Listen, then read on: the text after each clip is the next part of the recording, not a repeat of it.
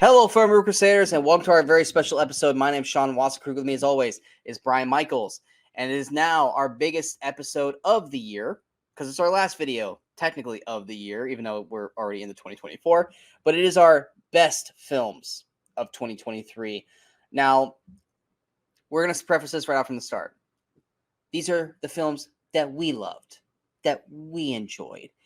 We're not talking about the Oscar movies that people think are Oscar films like May, December, or fucking Maestro, or Killers of the Flower Moon, stuff like that. We're talking about the movies that we watched, that we loved, that we enjoyed, and that were our favorite films of the year. They might be Oscar prestige films, or they might be films that were made for kids, or blockbusters, or movies that were, considered disappointments to other people.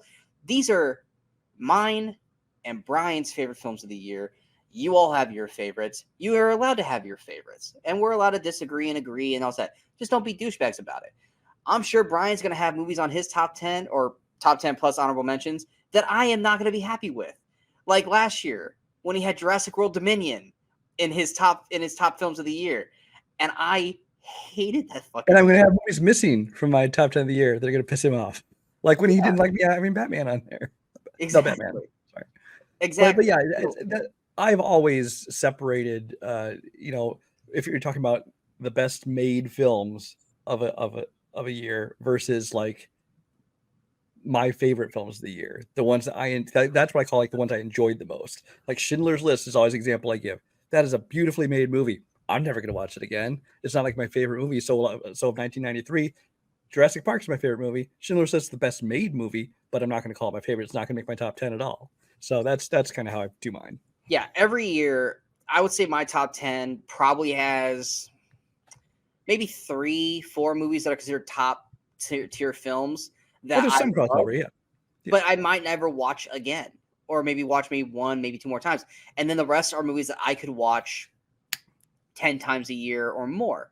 Because that's what, bottom line, if you're not loving the movies that you watch every year and you're honestly just doing a best of list, how are you ever going to find out what you actually really love? Let the people know who you really are. Have you guys not watched our reviews? We don't care about the prestigious stuff. If we clearly don't care what other people think. Exactly. If it's good, we'll tell you it's good. In my top 10 is probably the movie that's going to win fucking Best Picture this year. And it's barely in my top 10. It's good, but there were other movies that I just enjoyed more. Cinematically and all that kind of stuff, it is probably technically the best film of the year to a point. But there are, and it's not even on my honorable mentions. I think you already know what I'm talking about. But there are movies in there that I enjoyed way fucking more, and they are rated higher. That is how our films go. And if you're not gonna like that, this is the wrong video for you. Go watch our worst films or anything like that. But these are our top films of 2023. We are going to go through our 5 honorable mentions, and I'm going to go ahead and preface this again like I have for all the other videos so far. If I say Jurassic World Dominion is an honorable mention, and Brian has it ranked 3rd, like a douche, then we won't be talking about that when I bring it up. We will wait and talk about it when it is his turn to talk about it at number 3, so that we're not talking about the movie multiple times on the video. So if you see on the timestamps, like Sean's number 6 pick was only 30 seconds long, and then like Brian's number 2 pick was like 15 minutes long, it's because that's probably the same one, and we talked it all at one spot. So that's how we do this, just so that way we're keeping it evenly throughout. But we are going to go through our most honorable mentions. We each have 5. So basically, this is like our top 15 movies of the year. We're not going to spend as much on the honorable mentions. We'll try to get through them as quick as possible. But we always say that, and we still end up talking forever. But fuck it. It's our show. We do what we want to do. So, Brian, go ahead with your first honorable mention. I will say my honorable mentions aren't really ranked. So it's not necessarily 11 through 15. It's just like the next 5 movies. Mine aren't either. Either. So. The first one I will talk about, I think we'll be talking about later, is Guardians of the Galaxy Volume 3. We will be talking about that later. Next. This is also the movie. This is also the show where we're gonna be doing a lot of. We're gonna talk about that later, and then we'll talk about. So we're gonna blitz through most of these. This one I know is not on your list because you did not care for it. My first honorable mention is Wonka. I actually enjoy. I thought this was lovely. Of course, it's the people from Paddington. I love the Paddington films. I am not a fan. I don't hate them, but I'm not a fan of Timothy Chalamet. I think he's a solid actor. I don't think he's a great actor. I am excited to see what he does with Dune Part 2, because the trailers for Dune Part 2 just make the first movie look like garbage, because Dune Part 2 actually looks really, really good. Brian doesn't like Dune, so I know that doesn't say anything for him. But I was so worried when he was cast as Wonka, because like, oh god, they're doing another Johnny Depp thing. I was like, this is gonna be awful. And you know what? He was charming as hell in that movie. I loved him as Wonka. This is my favorite performance from Timothy Chalamet. It's not going to win him awards or anything or get him nominated like his previous films are, but this is the one I would watch him do over and over and over again. I thought the cast was solid throughout. I actually thought the music, which Brian's the musical slut, I'm not, but I actually enjoyed the music in this. I thought it looked beautiful. There are so many scenes that I just loved visually how it looked. And this movie just made me happy. I watched the whole thing and I was just smiling the whole time watching it. I went in with kind of low expectations. I took my girlfriend's daughter to it for her 16th birthday just because she's a Willy Wonka fan. I was like, well, I have to go see it. I'll take you to go see it. Well, it'll probably suck, but at least we're going to go see it. And the whole time I'm there, I was like, this is just really fun. I'm enjoying the hell out of this. This is good. And she enjoyed it too. And I expected her, and she's a 16-year-old. I expected her to be like teenager angst. Like, that was so stupid. And she actually really liked it as well. I said, it's a charming movie. I had fun. And I know you didn't like it as much. I think you thought it was okay for what it was. I thought it was okay. Well, my thing is the original Willy Wonka it's got good things about it. Gene Wilder, of course, and a few other things, but it's a hugely overrated movie. It's not great. It's very dated too. It's got like a good like 20-minute pocket of awesomeness, and then everything else is mediocre. If everyone remembers that 20 minutes is like top tier. Except for Gene. Gene's good through the whole thing. Oh, Gene's fantastic. Charlie and the Chocolate Factory was ass. When we talk about that. Shit. This one, so I don't care about the character. That wasn't going to get me in. The songs, they were fine. A little forgettable. I couldn't tell you a single song that was in that movie. I will say the one thing I really did like about this movie was Timothy Chalamet. Well, I mean, a couple times his acting I didn't think was great, but I would much rather see him like this and happy and cheerful and, peppy. Timothy Chalamet, I think, is way more interesting than every single other movie he's done almost, which is just moping around, whether it be Dune or like some of the dramas he's done. It's just like, it's just mopey Timothy Chalamet doesn't appeal to me at all. So I will say he was kind of the bright spot of this movie. It was fine. I didn't hate it. It was nowhere near like the bottom of my list or anything. It's just not in my top 10. I honestly didn't think the whole mother storyline was going to work for me, but if it did, I was like, oh, wow, is Wonka making me emotional with this movie? Because that's the Paddington people doing that, man. Paddington is really, really good at making people want to get emotional. What was your first honorable mention? My second honorable mention that I'm going to talk about, because Guardians was my first one. Oh, that's right. Sorry, yeah. I would have made my most surprise list, probably, except I hadn't seen it yet. Sean convinced me to see it. It's Poor Things. That was going to be my next honorable mention, so we're just going to go ahead and talk about that together real quick. Yeah, so this one just Yorgos Lanthimos movies. The Lobster was decent, but then got really weird at the end. Didn't kind of like where that one went. Killing of a Sacred Deer, I thought was pretty awful, personally, even though critics loved it. A lot of people liked it. Not my kind of thing. So I got to this point where I'm like, okay, this director just isn't for me. Then he did The Favorite, which is probably his most mainstream kind of not so weird movie. And I thought that was actually pretty good. A lot of great acting performances in it. Yeah. So this one came out and it's got, a good cast to it and stuff, but it looks like it's definitely going way more into the weird side.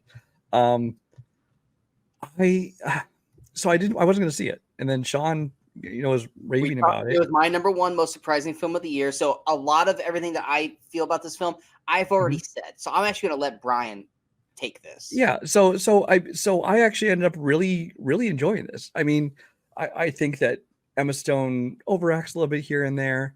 But she's kind of required to. I think Willem Dafoe did a great job. I liked most of the cast. I know you loved Mark Ruffalo. I kind of thought that he was not great in it, but that was just. I told you a little Jim Carrey-ish. Yeah. But it's just a movie that I didn't expect to like, but I actually really enjoyed it. I thought it looked good, and it was definitely creative. It definitely was something different, which is always, a good thing to at least try something different. Yeah. And it turned out that I actually quite enjoyed it. Not enough to make my top 10, but enough to make an honorable mention. I think the best way I described it in my review is this movie is like if Tim Burton and Wes Anderson got together and tried to make a movie that was like A24. It's just, and it's every bit as weird as you would expect it to be. It's just, that's what it felt like to me. But the way you described that would have told me that you fucking hated this movie because you hate A24. You're not a fan of Wes Anderson and Tim Burton. Take a well, that's it. But I mean, the look of the film, like the whole plot of it, honestly, it felt like Edward Scissorhands at the beginning with what they were doing with her, and then kind of with a lot of the characters and kind of the look of it. But then Wes Anderson and a lot of the style of the sets, and the filmmaking, and things like that. And then there's A24 just because it was so fucking weird. Which there have been a couple of A24 movies I've liked in the past year. They're few and far between, but there are some. I went back because I was obviously I have to edit all these videos, and during this, the most surprising video when I said this was Emma Stone's best performance, and I said breast, not even thinking about it, and you fucking died, and I was like, I'm like, I didn't say that. I totally fucking said you totally did. I totally did. And I'm editing this and I'm busting a gut laughing. And my girlfriend's like, what? I go, listen. And she just started laughing too. I was like, I was unintentional. I didn't even mean to do that. And you know what? It is. Did she see it with you? No. Well, that's so she didn't know why it was so funny because Emma Stone is getting buck naked. No, I told her. I told her, like, dude, Emma Stone gets naked like so many and has sex so many times in this movie. I go, and it's not even like the selling point of this movie because she's like the least attractive Emma Stone has ever been. So it's not even like that's not even the selling point of this movie. It's more the story of Bella Baxter, and it's just like I said, it's original and it's unique. And I was just like, I was never bored. I was interested the whole way through. I'm actually glad you liked it because I was like, if you're not, because I said this during the surprising, you either have to be on board for the uniqueness and the craziness. Because if you're not, you're going to hate the movie. If you can get on board with it, I think you're going to really love it, which looks like you did. So I'm actually glad you enjoyed that. No, actually, the more I think about it, it reminds me of not a different director, actually, Jean-Pierre Jeunet, who most people won't know by name. But he did a movie called City of Lost Children. I believe he did Amelie. I believe it was him as well. And but he later did Alien Resurrection, but we won't talk about that. That's a studio thing. Oh God, no, yeah. But he had the same. It felt like very much the same kind of style of filmmaking, and like you said, it's fun when they try something different. Yeah. So yeah, that was my next honorable mention. So go ahead and go again. My next one we're not talking about right now. It's Godzilla -1. Yes, we are definitely not talking about that right now. My next one, I don't think it will be talking about it, which is sad. But I really enjoyed this movie, and that's Creed 3. Talking about later. We are. Okay. Wow. We are blitzing through these. Go ahead. Go to your next one. We are talking about this one now. It's only an honorable mention though, so Sean can't get too mad at me. This is Indiana Jones and the Dial of Destiny, which was my number one most disappointed film of the year. So you guys already know how I feel. So I'm gonna let Brian praise the movie because it's his. I'm not gonna say anything. I mean, if you know me, you would have thought this would be my number one film of the year, but it was disappointing. And so it didn't make my top 10 of the year. But I think there was enough in this movie, especially on rewatch, when I watched it again. There's enough on rewatch that I did enjoy so many things about this movie, whether it be the music, whether it be Harrison Ford's performance, especially early on when he's doing DH, but also later in the movie. I mean, the story and where they went with the character wasn't great, but I thought Harrison was doing a good job. Phoebe Waller-Bridge, I hated her character and I don't understand the motivations, but again, I kind of liked the way she was playing the character. I thought she did a good job. The action sequences, what they were actually quite fun and kind of had that old Indiana Jones kind of feel to it. And so, I mean, while this movie definitely had its flaws, there was enough in it that, you know, I still had fun. And I will 100% admit that a lot of that might just be my love for the character and for the franchise. And that's why I could only justify making an honorable mention. My next honorable mention we might be talking about later. If not, I'm shocked because I know you like these movies way more than I do. I love them, but I think you always like them more than me. And that's John Wick Chapter 4. Later. Yeah, okay. Back to you. My next one. This is the fastest honorable mentions we've ever done. Which is honestly how honorable mentions should be. Just going fast. My next one is actually, I believe I had it on my most surprise list. It's They Clone Tyrone. Yeah, I found on mine, but what's that?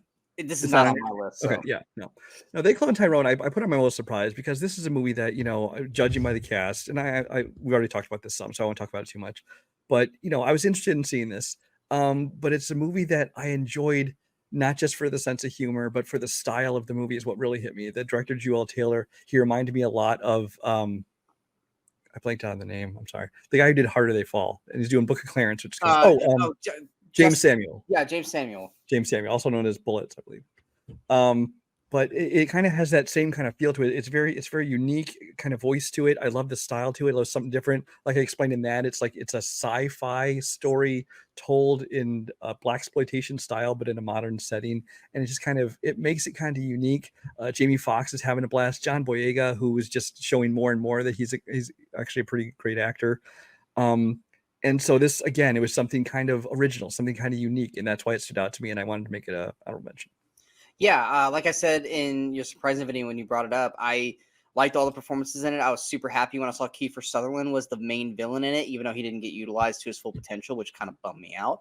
I thought it was intriguing. I did think it took a little too long to get to the hook, which we already knew what it was going to be, which was the cloning. I thought it just took too long to get there. And I do think the ending kind of went a little kind of all over the place, but it never lost me. It kept me engaged throughout, and that was through the performances of Boyega, Paris, and Fox. Those three were great throughout. And that turning point when you finally get Kiefer in the movie, and it's not just because of Kiefer, because that's just when we finally took the veil down and you can finally realize what's going on. Was immediately I was like, okay, now you've got me, because now that we know what's going on, this is actually really fucking interesting. And it utilized it really well. I don't know if we'll get sequels to it, because they do kind of leave it very open-ended to a point. Not necessarily 4 sequels, but just so that way the world could technically still go on if they wanted to. I'd be intrigued to see another one if they did do it, though, because it was shot really well. I liked the 70s aesthetic, but in modern day. And the jokes were funny. I especially the restaurant scene. I thought that was really, really good. But yeah, it was actually pretty solid. My next honorable mention is a movie that I gave no thought about. I think I brought it up during Anticipated, and you're like, dude, I don't care about these movies anymore. Like, we literally shot a special episode about this company, about being the death potential of this company. And this movie came out in theaters, had zero interest in watching it, was not going to watch it. Finally got released on Disney Plus, and I was like, you know what? I need to watch it. Let's watch it. And I actually kind of loved it, which was Elemental. I kind of started to lose faith in Pixar.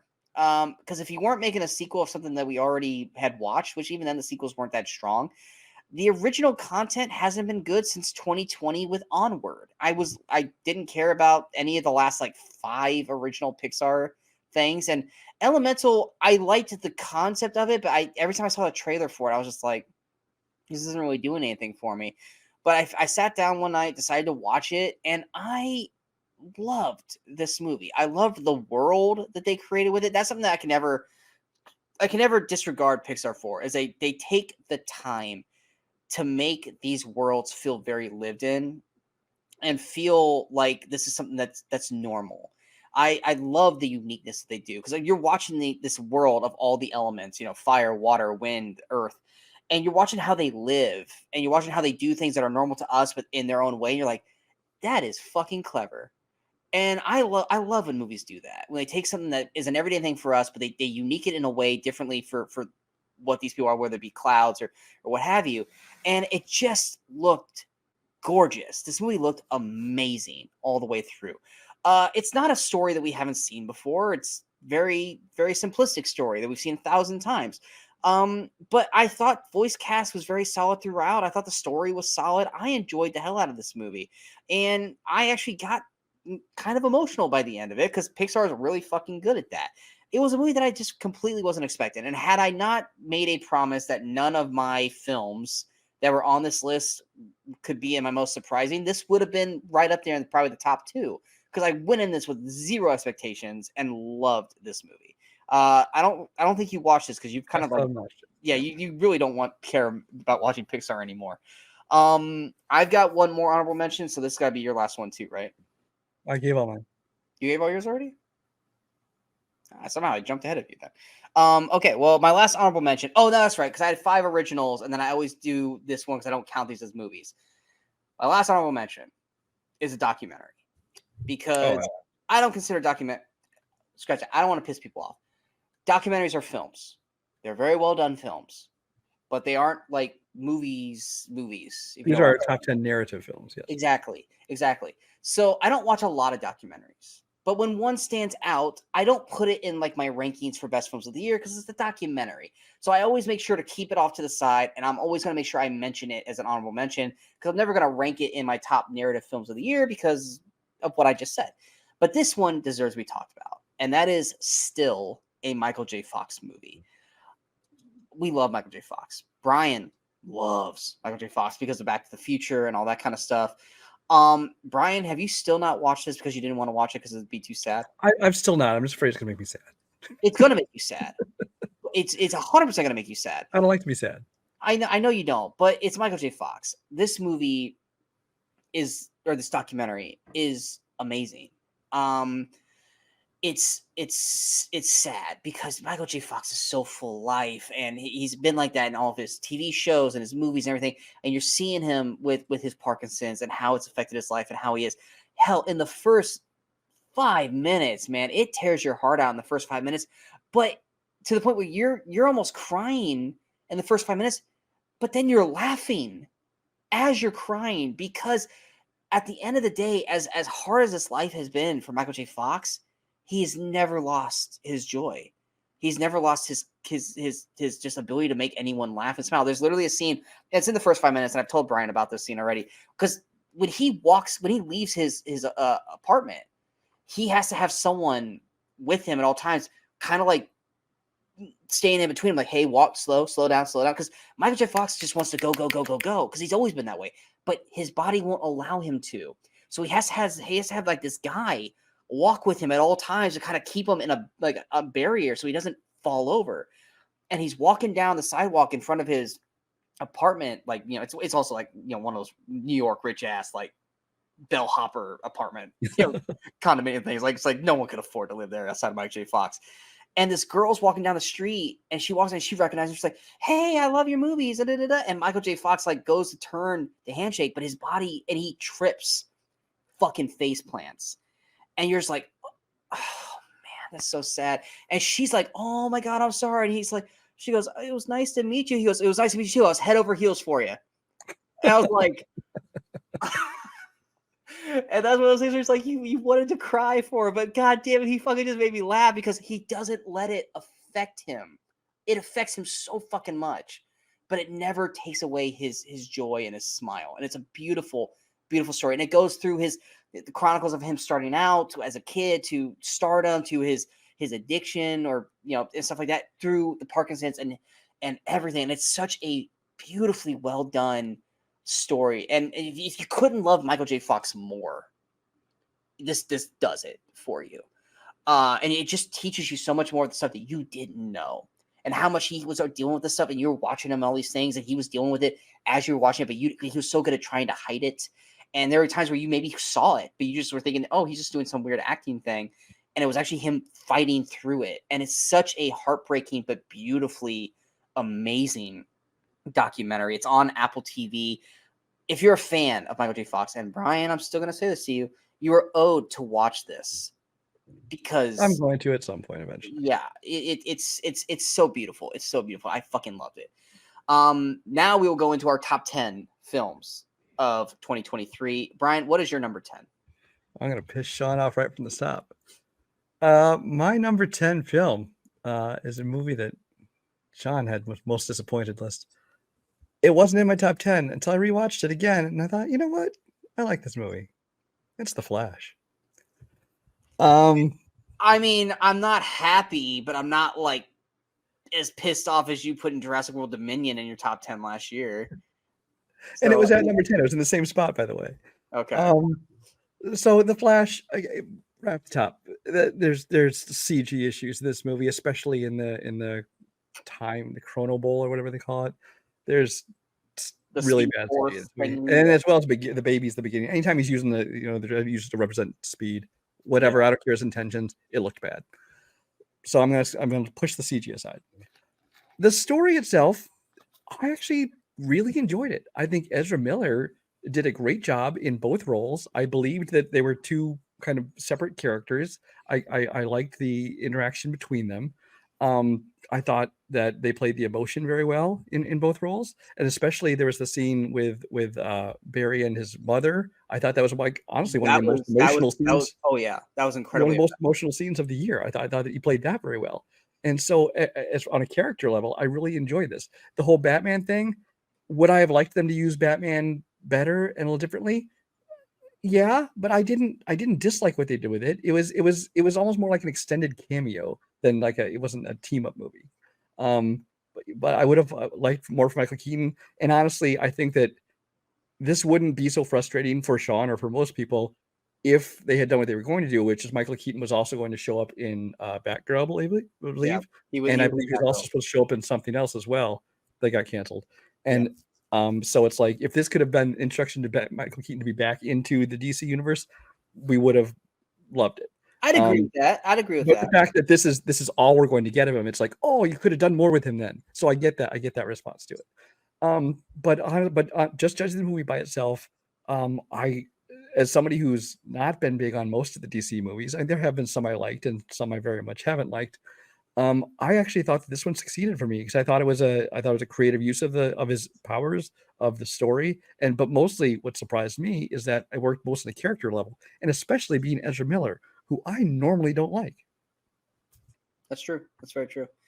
Yeah, I mean, I don't. I mean, I like I say this was one of the most disappointing films of the year. I didn't hate the movie. I hated parts of the movie. Missed opportunities is the definition of this, outside of just Mm. the incredibly shitty CGI. Because even with the shitty CGI, I got excited at the end when I saw Nick Cage. I was like, oh my god, they actually fucking did that. Like, I'm so happy that we got to see Nick Cage, because there's so many people that like don't know the story of Nick Cage as Superman. And I just remember people going, why the fuck was Nick Cage in the movie? It's like, oh, you guys don't know. It's like, so like as bad as the CG was, like that actually made me happy. Also, one of the funniest moments in the movie, and I still think it's one of the funniest moments of the year, is when he loses his speed force and he's doing his ridiculous run, and he and everyone's just like, that to me was like top tier. Like, thank you for actually pointing out how fucking stupid. And that's what I said. They get to make fun of themselves. He gets to make Yeah, fun of himself. Like he was talking about how annoying the other Barry is, and he's like, "Well, now I know why everyone yeah, feels that way about me." And yeah. by the way, before people freak out, I'm talking about the character Barry. That's why I'm saying he. Yes. And like I said, there are things to like in this movie. I didn't hate the movie. It was just disappointing because I wanted so much more out of this. I thought I wanted the Zod thing to be better. I wanted Supergirl or Superwoman, however you want to go about it. I thought she had so much potential to be good. And I actually liked her in it, but just knowing that we're not probably going to get her again, it was just like, another missed opportunity. And I really hated how the third act went. Because once again, just missed opportunities. That's the bread and butter of this movie. I also think that they didn't utilize Iris that well. But when the movie worked, it really worked. There's just a lot of missed opportunities to it. So I'm not mad that you put this in your top 10. I just, it makes me wonder there's so many movies that I have in my top 10 that you aren't, and I'm just like, wow, you really like Flash better than that. CG and all, like that's the thing I'm confusing. It's not an anger thing, it's just more like, damn, okay. So my number 10, which you said is not even in your top 10 or honorable mentions, is the movie that's probably gonna win a shitload of awards this year, and people are putting it at its number one movie of the year because they're trying to prove that they're super artsy and they're really in the critics' mindset, and that's Oppenheimer. On a technical level, Oppenheimer is near perfection. I will agree. Sound design, visuals, the acting, fuck the story. It's great. It's fantastic. I loved it. I never thought a story or a movie for 3 hours explaining physics and just a lot of fucking talking would have kept me interested, but it did. Cillian Murphy is amazing in this movie. He deserves all the nominations and possibly even the win for the nominations in this. Emily Blunt isn't utilized very well in the first half of the film, but she really ends it strong. Josh Hartnett, hey buddy, welcome back. It's so nice to fucking see you again because we like you. So many great actor sequences. Florence Pugh, that whole thing just confuses the fuck out of me. Especially her final moments that to this day I still don't, because the hand thing, which you didn't see the first time, and you're like, yeah, that's fucking there, man. That's probably the one bad critique I have of this movie, is that literally made no sense and wasn't anywhere there. Robert Downey Jr. fucking amazing in this movie. Alden Ehrenreich, great in this movie. I liked the black and white aesthetic to then the color. I thought the bomb, the big thing that we were waiting to see, I thought it looked beautiful through this. This movie is amazing. There's just 9 other films that, on a technical level, no, they don't match up to Oppenheimer. But Oppenheimer's also 3 hours of talking about physics, and the 9 other movies ahead of it are a lot more fun and entertaining to watch for me. I will watch these movies tenfold before I watch Oppenheimer. Much like Brian said with like Schindler's List and Oppenheimer is fantastic. But is it something that I'm going to watch more than maybe once more, or twice more in my life? Probably not. Which is why it's at number 10. I'm actually shocked this is not even remotely. Where's this even ranked in your complete line? Because you said 120 movies. Where's this even at if it's not in your top 15? I want to say it's 20? somewhere. It's 20. It's in the 20s. There's 20s? low 20s, Okay. like 20, 22, I think. Something like that. All right. No, on a technical level, it is extremely well done, except for the sound design. Christopher Nolan has with the sound mixing. He has a problem with his scores, where they're overbearing and intrusive, and you can't even make out the dialogue sometimes when the score is going off. I thought that was more the theater for me. I don't think it was. My theater sucks with this. I've heard lots of people make that complaint now, and I felt it the first time I saw it too. Okay, I'll retract that because I thought it was my theater. No, it was not your theater, because lots of people have said the same thing. That's one problem that Christopher Nolan seems to have. I don't know why. But that aside, on a technical level, the movie is extremely well done. It deserves any awards it gets. My problem, honestly, with the movie and the acting, top to bottom, was great. There are characters like Florence Pugh, who I don't understand why they were doing half the stuff they're doing with her. But yeah, obviously, Cillian Murphy, phenomenal job. Robert Downey Jr., Alden Ehrenreich, I actually loved in this movie. There's one joke that someone made. I don't know who made it, but I heard it. I thought it was hilarious. Is they go, thanks a lot, Florence Pugh. You made us being able to watch this movie for 4 days in class get ruined because of your scenes. What I heard is that it made for a whole lot of awkwardness, because a lot of people took their dads to go see this movie, and they're sitting there and watching that scene I mean, the scenes weren't even that awkward. It was just, except for the one scene where he's being interrogated, and they added that once. Yeah, that's something. Yeah. But so the acting talks about it. My problem actually with it was the story, because a 3-hour movie about physics would actually be kind of interesting. I had no interest in this movie. It's like Christopher Nolan is very hit and miss for me. I don't care about the story of Oppenheimer. At least I thought I didn't care about the story of Oppenheimer. But I'm like, you know what? I'm going to see it because Christopher Nolan. But I saw the trailer for it, and the trailer looked great. I was super intrigued by this trailer. And like some other movies this year, that's the story I got. If I got a 3-hour movie about explaining physics and as they learned to build this bomb and they tested this bomb and stuff, that would have been super interesting to me. But the problem is, it's not.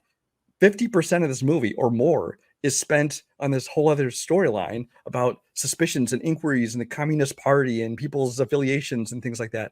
And I didn't care about any of that. And if you go back and watch the trailer, none of that whole part of it is even really even hinted at in the trailer. So it's like, if it was the movie it sold at, it probably would have been in my top 10. But it's like that all this stuff about the Communist Party and suspicions and that whole part just dragged the movie down for me. I got you. What was your number 9? My number 9 movie. I'm going from really bad special effects to really the best ones of the year. I don't even know if you saw this movie this year. This is The Creator. Did you ever get around to see it? I almost watched it last week because it popped up on Hulu, and I just ran out of time. Yeah, no, The Creator by Gareth Edwards, who is the guy who did Rogue One, A Star Wars Story. He did Godzilla 2014 before that. This is a movie, it was originally called True Love, which is a weird title. I don't even understand how that wouldn't really fit this movie. But because John David Washington, Gemma Chan, Allison Janney, Ken Watanabe, a whole lot of other people. This movie looks gorgeous. It is the best looking movie of the year, maybe, as far as live action films. Because the special effects, first of all, are flawless. They're perfectly done. But even just when they're showing landscapes and things like that, it's just something about the way Gareth Edwards does it. He did this in Rogue One too. It's just almost like looking at a piece of artwork. Just the way he framed. Him and Alex Garland are amazing at making their shit look fucking Yeah, phenomenal. and it's just beautiful to look at to start with. John David Washington, I'm still not convinced is a great actor.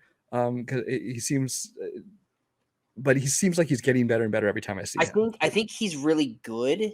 He just hasn't hit his glory moment yet. That his dad hit. Yeah. And it's funny whenever we watch him, it's like, especially knowing that Denzel Washington is his father, you can hear that in his voice, just the voice totally. And the kind of the way he speaks and things like that. He sounds very much like him in a lot of stuff. But honestly, this is, I think that it's, you were talking about world building earlier. I think that they, from moment one, they create this great new world that's and you understand everything from the first opening scene. You're like, okay, I get where we are. I get what's going on. So he's very good at setting up the storyline there. I think that the journey the characters go on is phenomenal. I think the emotional beats all work completely. And so this is a movie that, do I feel like it goes on a little bit long? Because it's like 2 hours and 15 minutes or something. It does go a little bit long, but I will say that what there was of it, I enjoyed every minute of it. And that's, from a visual standpoint and from a story standpoint. Yeah, this movie fell into the it was near the end of summer and nothing was coming out, so I kind of got like used to not having to go to the theater. And this was like the first movie, like this was like I think this was like the only movie in September that came out that like was worth going to the theater for. And I remember I was like planning on going, and then I just kept getting derailed every time I tried. And then after a while, it's just like, all right, I'm just not going to go see it in theaters. I'll wait for it to come out. And then, like I said, it finally hit Hulu, like I think in the last week or two. And I was like, I'm going to watch it. And then, of course, I just had to watch all these other things instead. And then, boom, the year ended. And like, we got to shoot the show. I was like, all right, I guess I'm not going to see Creator. There's still like 5 movies that I really, really want to see that maybe could have affected this list that I didn't get, just ran out of time because there's just too many movies, not enough time. But yeah, this is something I will eventually watch, hopefully sometime this month. And maybe it might affect the list. I have no idea. But yeah, I never got to watch it. I wanted to because I want to see Gareth Edwards. I want to see him do well, and I like John David Washington. The rest of the cast, I love Ken Watanabe, but yeah, the story was like, it looked great, but when I found out what like the main plot was, I was like, oh, I've seen this story before. It is a story that's been done before. And I remember, I think it was Dan Merle, I think, was talking about how, there's a lot of story beats you recognize from other movies. And I understand that. Because honestly, the one that jumped to my mind was one called Babylon AD, which was a Vin Diesel movie. But that one was done very badly. But it's very much the same kind of story, but just a very basic plot line of it. This one is done 1,000 times better. Right. My number 9 is a movie that I think I remember Brian and I both going, I mean, cast-wise, this looks great, but do we really give a shit about this movie? And this came out like earlier in the year, and I still think this is probably one of the, just like with Oppenheimer, probably one of the best well-acted films of the year. And as boring as the concept is, I was intrigued the whole way through, and that's Air. We talking about it? Yeah, we're talking about it now. Okay. Yeah, Michael Jordan. I mean, I grew up Michael Jordan. I was obviously alive through the era of Michael Jordan. Brian grew up an hour outside of Chicago with Michael Jordan. Brian's a Chicago person. Of course, he knows Michael Jordan. I don't care for Nike shoes, and I've had to work as a shoe salesman before, and Air Jordans are the most ridiculous fucking shoes. We had to treat those things like they were the fucking like nuclear football. Like, it is ridiculous how people act about these damn shoes. But so I don't really care about the story of Michael Jordan, joining Nike and becoming Air Jordans, but the cast around it, Ben Affleck directing it and being in it, and his fucking attire and the hair in the movie. That's the great part. Matt Damon, I love. Viola Davis, like I said, she's amazing in everything she's in. Jason Bateman, Chris Messina, who has probably one of the funniest scenes in 2023, the phone call. I love the cast of this film. I love the writing. I love the directing. I love that this movie is literally about trying to sell a shoe, but goddamn, is it effective? It is so well effective. I love the final like big speech that Matt gives Michael at the end, and it shows like glimpses of Michael's life. I actually agree that I'm glad that they didn't show Michael's face. I think at first I didn't, but actually after watching the movie, I was like, you know what?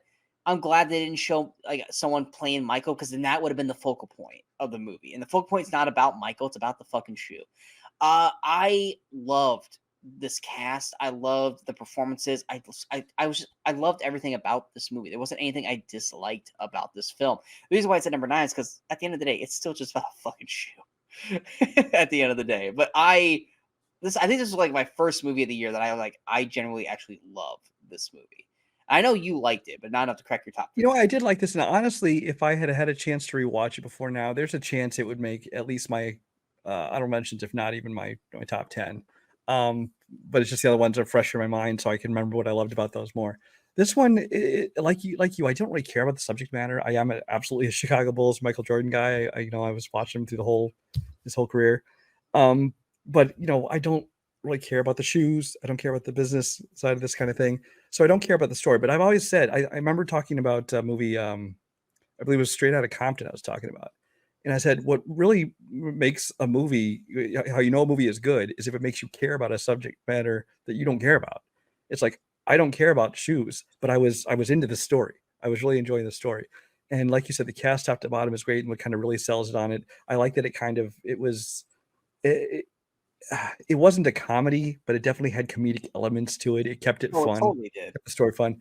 I disagree on the Michael Jordan thing. Not that I think they should have showed actually, but I think they just should have not had him in it at all, because they could have had all these conversations. They didn't have to have the scene with Michael Jordan in it, because I found it distracting when they'd have somebody playing Michael Jordan, but he's like always just like, don't look at my face, don't look at my. It was like, I was immediately turned away, like, oh, I'm looking at this thing as I walk past you in the conference room, and it was just really distracting how you could tell they were actively trying to avoid showing him. Honestly, the reason why I think he needed to be in it, because the one most important facet that I had about it, even though he wasn't as important, but then during that final speech, it became important, was his dad. Because I really was like, they made it about his mom because it was Viola Davis and stuff, but I was really intrigued by his dad, because we all know what happened to Michael Jordan's dad. And at a young age, because I was under 10 when his father was killed. And knowing that, like, oh, he straight up just quit basketball because of it. And like, for me at the time, I was like, I didn't understand or comprehend that. It was such a weird thing. So like, that was always like one of the big, like, at a young age, like a death that really like affected me. Like, not like when we lost my parent, I was crying, but it was just more like, wait, so Michael Jordan's gone now? No, he's gonna go play baseball. Well, why?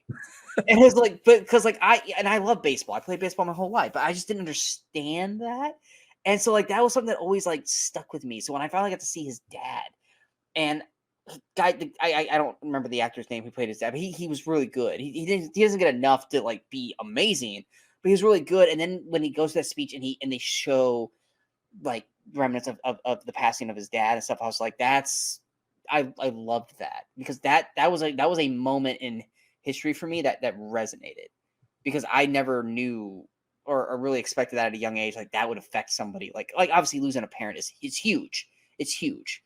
But for someone like Michael Jordan, who was like fucking like God tier, to just No, but not showing him, or showing him, but not his face. I found it distracting, but that was just a nitpick of the movie. It didn't really affect my rating of the movie or anything like that. Yeah. But yeah, this is a good movie, and like I said, I just didn't rewatch it recently enough to. Who knows? It probably would have made my list. Right. What was your number 8? My number 8 film of the year is No One Will Save You. Oh, well, cracked your top 10. Okay. Yeah, I cracked my top 10. And this is a movie we talked about again on the surprise thing, because Hulu movies, they like to just drop their movies with no promotion at all, and let them get buried, and no one ever sees them.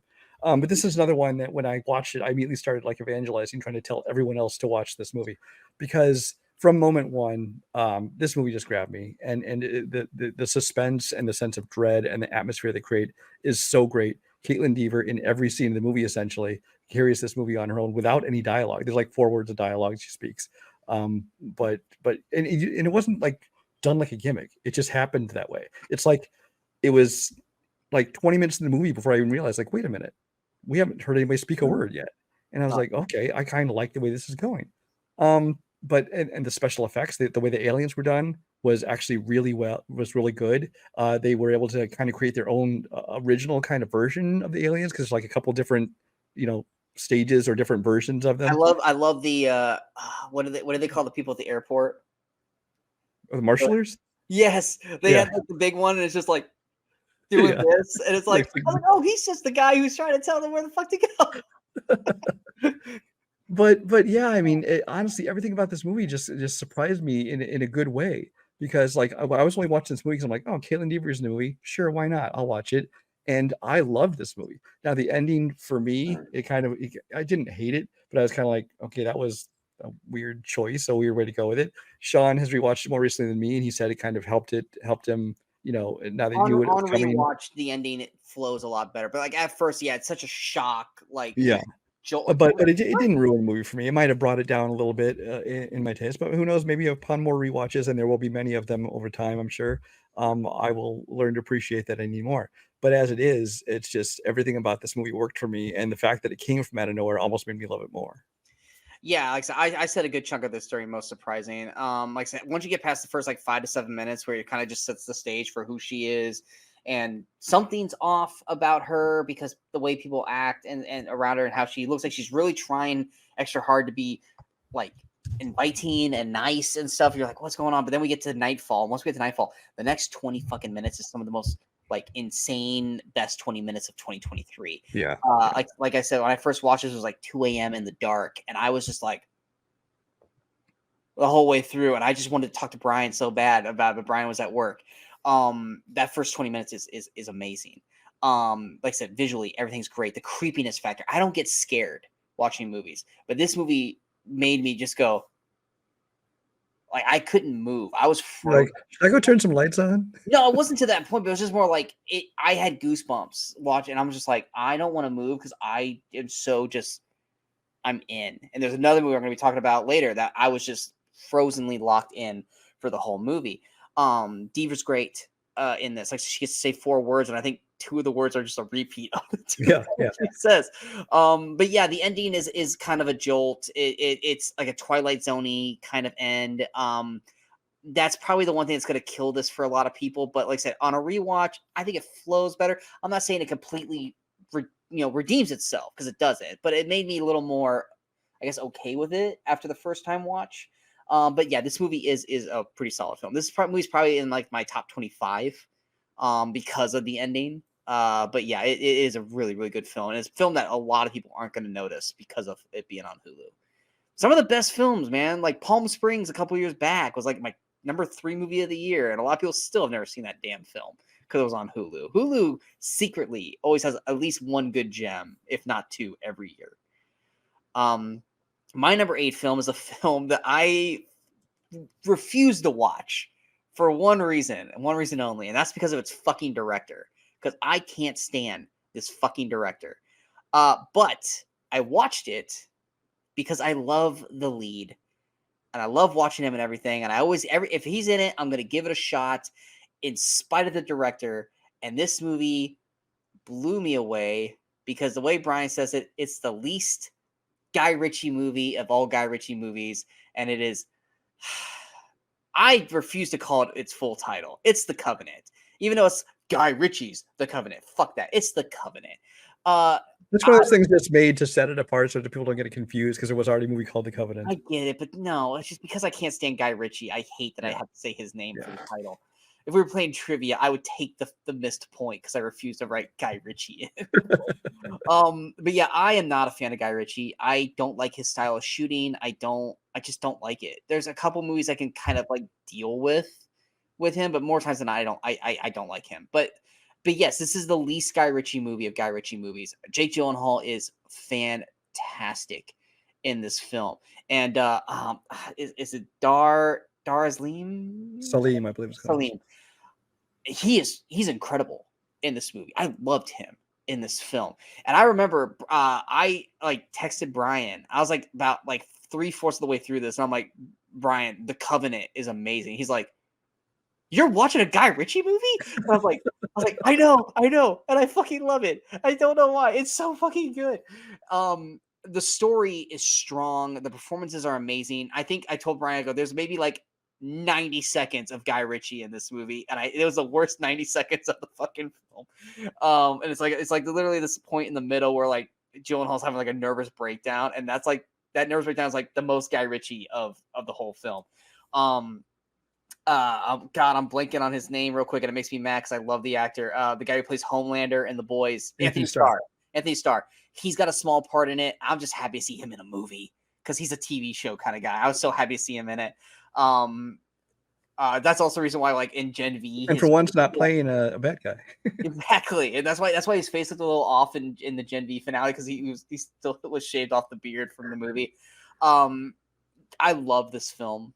It looks great. The action, when it's being utilized, is really well done. Jake Gyllenhaal, like I said, the performances are top notch through this movie, and I feel like this is one of those movies that once again that many people didn't see, or because wasn't it a Prime movie? I think it didn't release in theaters. Well, no, it came out in theaters, but I believe it was. I think it was an Amazon movie. Yeah, because I watched it on Amazon. I didn't see it in theaters. But this is one of those movies. No, it was STX Films. No, it came to Amazon, but it wasn't an Amazon film. No. Yeah, because I feel like a lot of people didn't see this movie or know of this movie. I just like with other films that we have to champion, like No One Will Save You. This is a lot of movies that a lot of people are like, I don't even know what this movie is. And I loved this film. This film was great. Yeah, I enjoyed this one. It was one that I was kind of like, I'll watch it eventually, whatever. It doesn't look bad, doesn't look spectacular, and it's Guy Ritchie. So I'm like, to see somebody like Guy Ritchie trying to do like a serious film, I'm like, I'm not sure if that's going to work. But he, restrained himself from doing his usual Guy Ritchie-isms in as far as the style and stuff like that, and just directed as a straightforward film, and it worked. And it's largely because of the performance of the two leads. I agree with that. What was your number 7? My number 7, I don't even know why I enjoy this movie so much. I enjoy it more than most people. And that's a great way to sell it. What? That's a great way to sell this. I really enjoy this movie, and it's not a bad movie. And I think you actually gave it a good score too. But it's just, I don't know why I seem to enjoy it so much more that it made my top 10. And that is The Last Voyage of the Demeter. Oh, okay.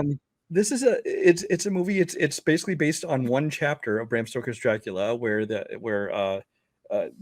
Demeter, the ship, is taking Dracula is in this cargo hold, and from, I believe it was Transylvania to London, I believe it is. I think it's London, yeah. And basically, and the ship shows up, and like everybody's dead, and you don't know what happened to the ship essentially, except for what's explained in the ship's log, which is what that chapter of the book is. And they took that one chapter and decided to make a movie of the story of what happened aboard the Demeter. And I'm like, okay, that's an interesting concept. I like the story of Bram Stoker's Dracula, and I love the cast they assembled here. Corey Hawkins, David Dastmalchian, who has always been relegated to very small roles in movies, or more recently, like in the Suicide Squad, he finally got to do something.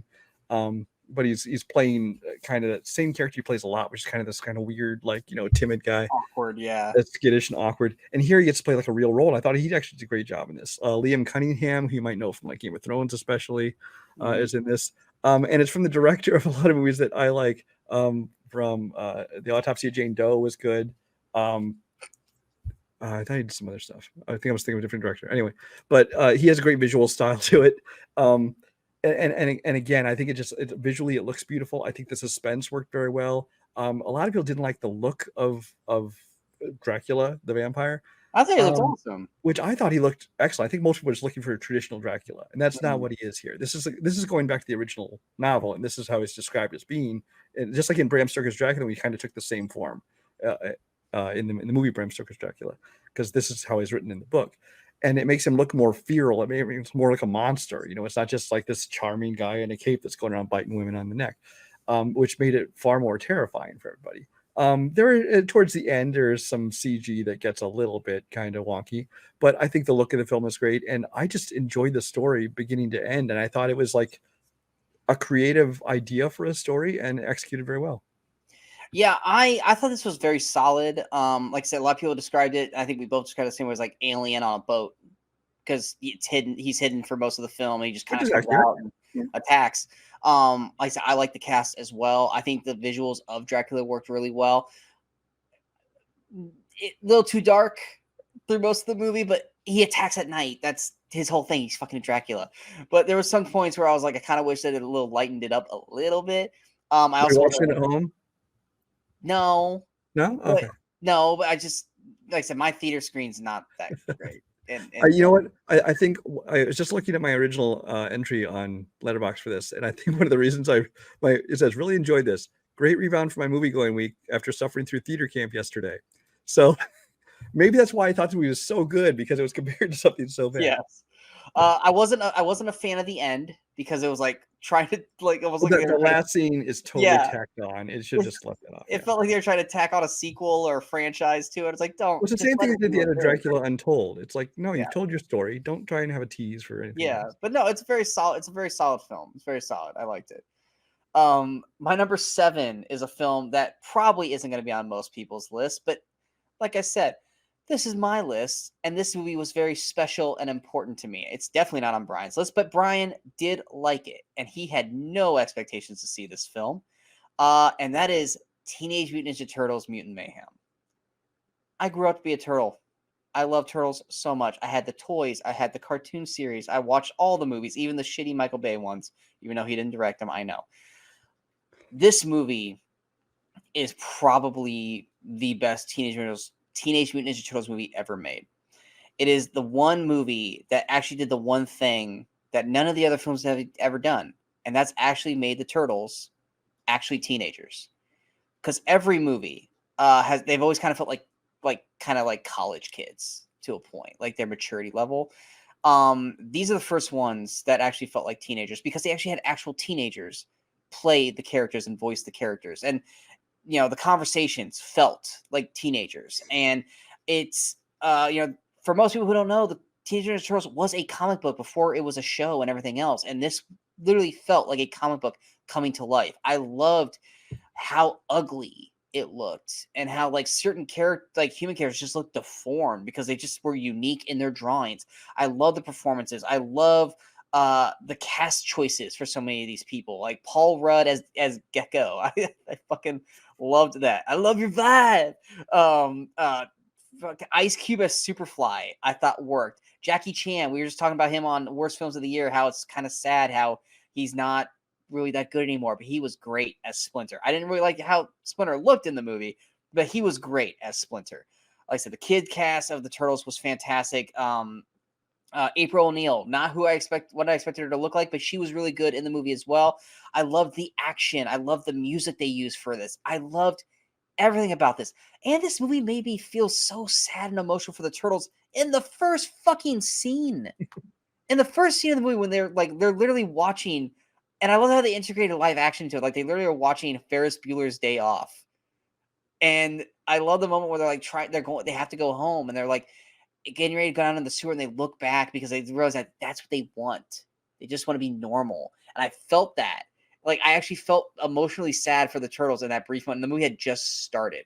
I fucking love this movie. I've watched this like 4 times since it came out. I love this. I know Brian's not a big Turtle fan, but you actually did like the movie. But I love this film. Yeah, no, this isn't anywhere near my top 10, but I did enjoy this movie. I gave it a actually pretty good rating.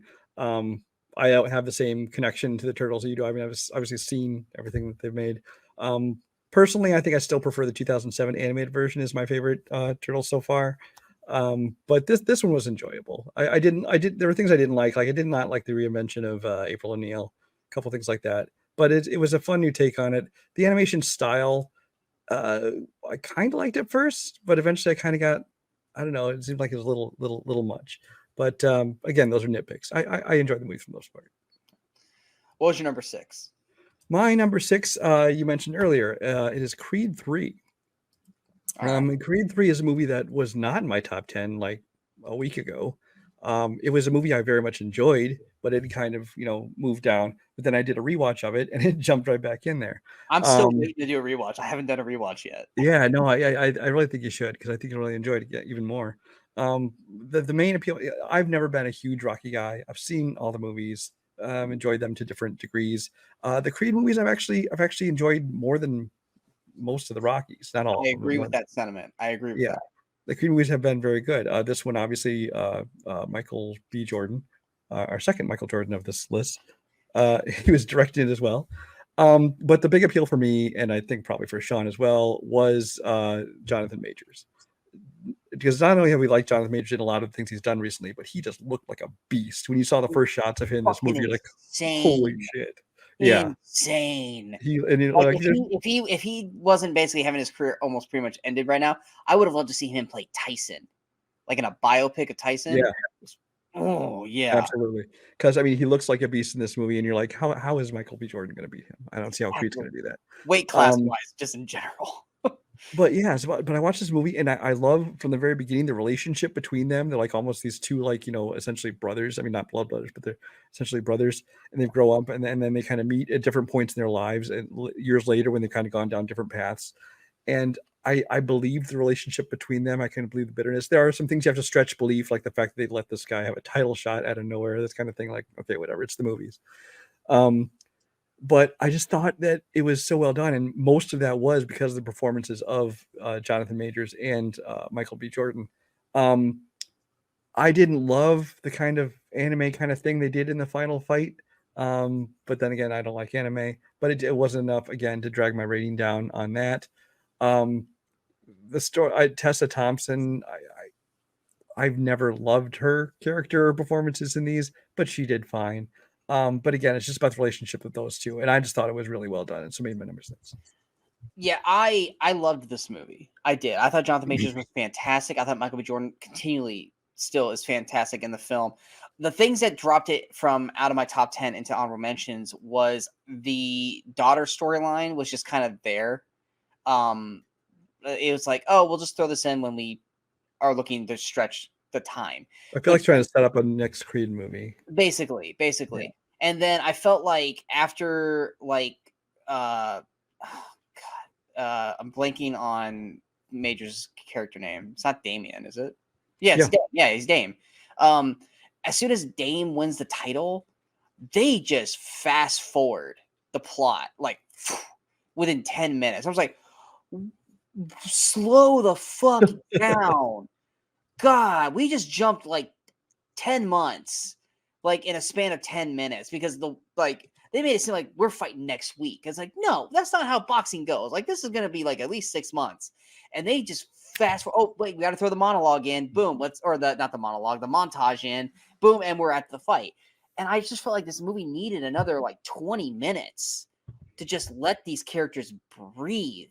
And not necessarily to stretch the story out, but because there's so much story that needed to be told, and they just blitzed from the second act. It went straight there. And I was like, but I don't like anime either, but I loved the final battle or the final fight because it was all, like the fight's actually happening, but this is just mentally what's going on in their heads, which I think elevated because of how personal this fight was, because they were basically brothers, and you were seeing their fears and what they're afraid of and what might happen if they win or lose.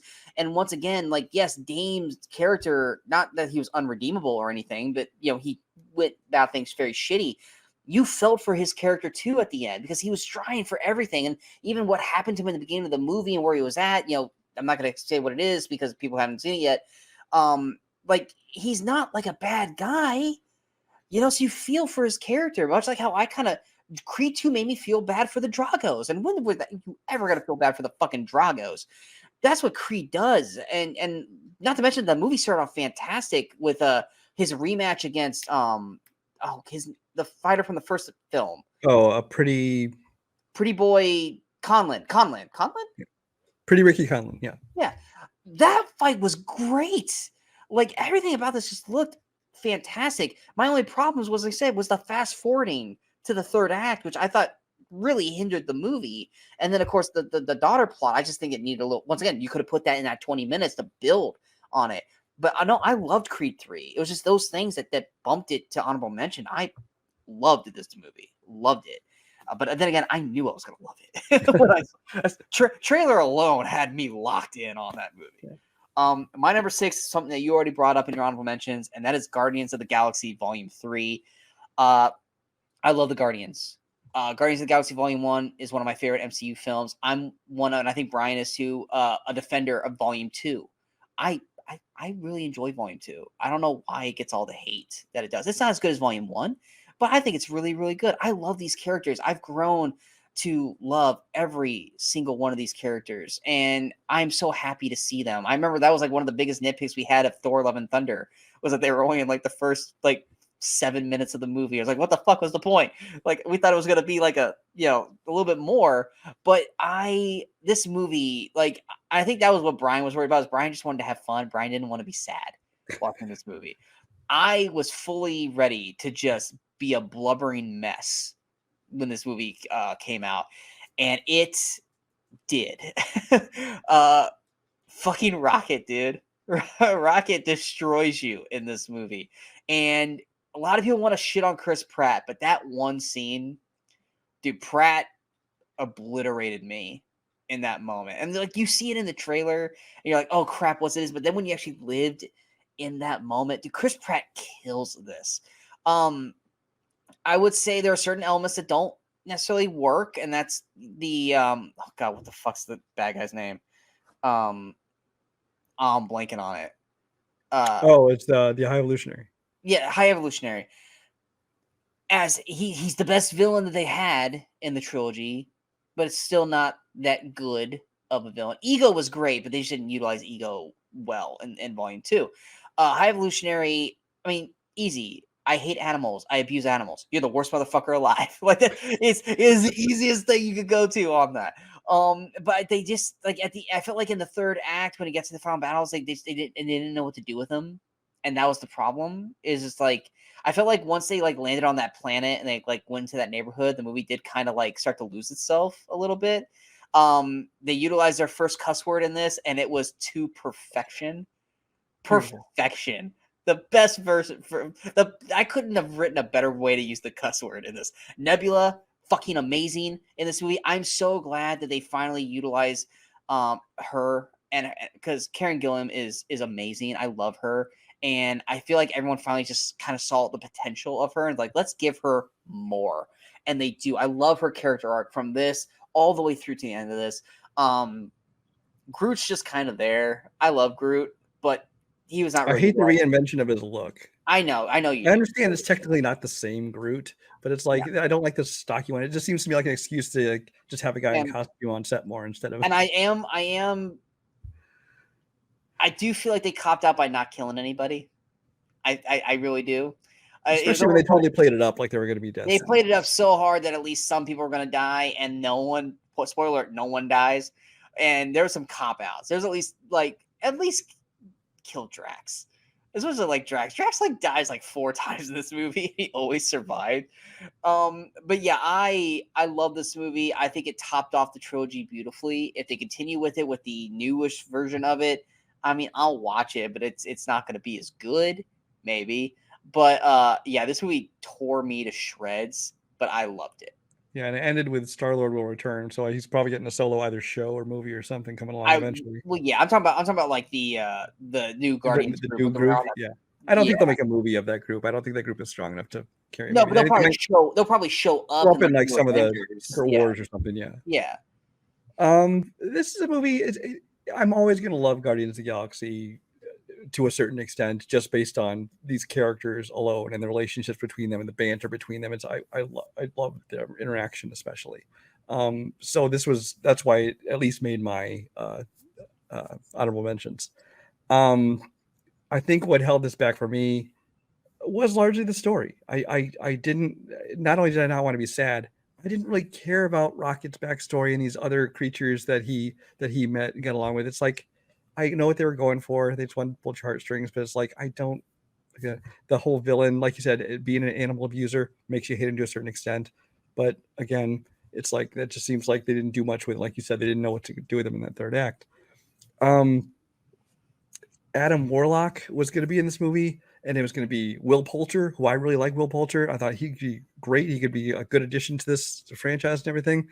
The character is completely pointless in this movie. It's like they only included him because they left that thread dangling from previous films. So like we have to kind of wrap this up because this is the last one we're doing of Guardians of the Galaxy. So it's like they feel like they shoehorned him into this movie, and he kind of served no purpose. I mean, they gave him things to do, but he didn't need to be. I didn't bring him up because I knew you would. Yeah, and Will Poulter didn't really get to do anything exciting with him either. It's like they started him off great. Yeah, and he came in and just wrecked shop. But then it's like after that scene, it's like they really didn't know what to do with him after that.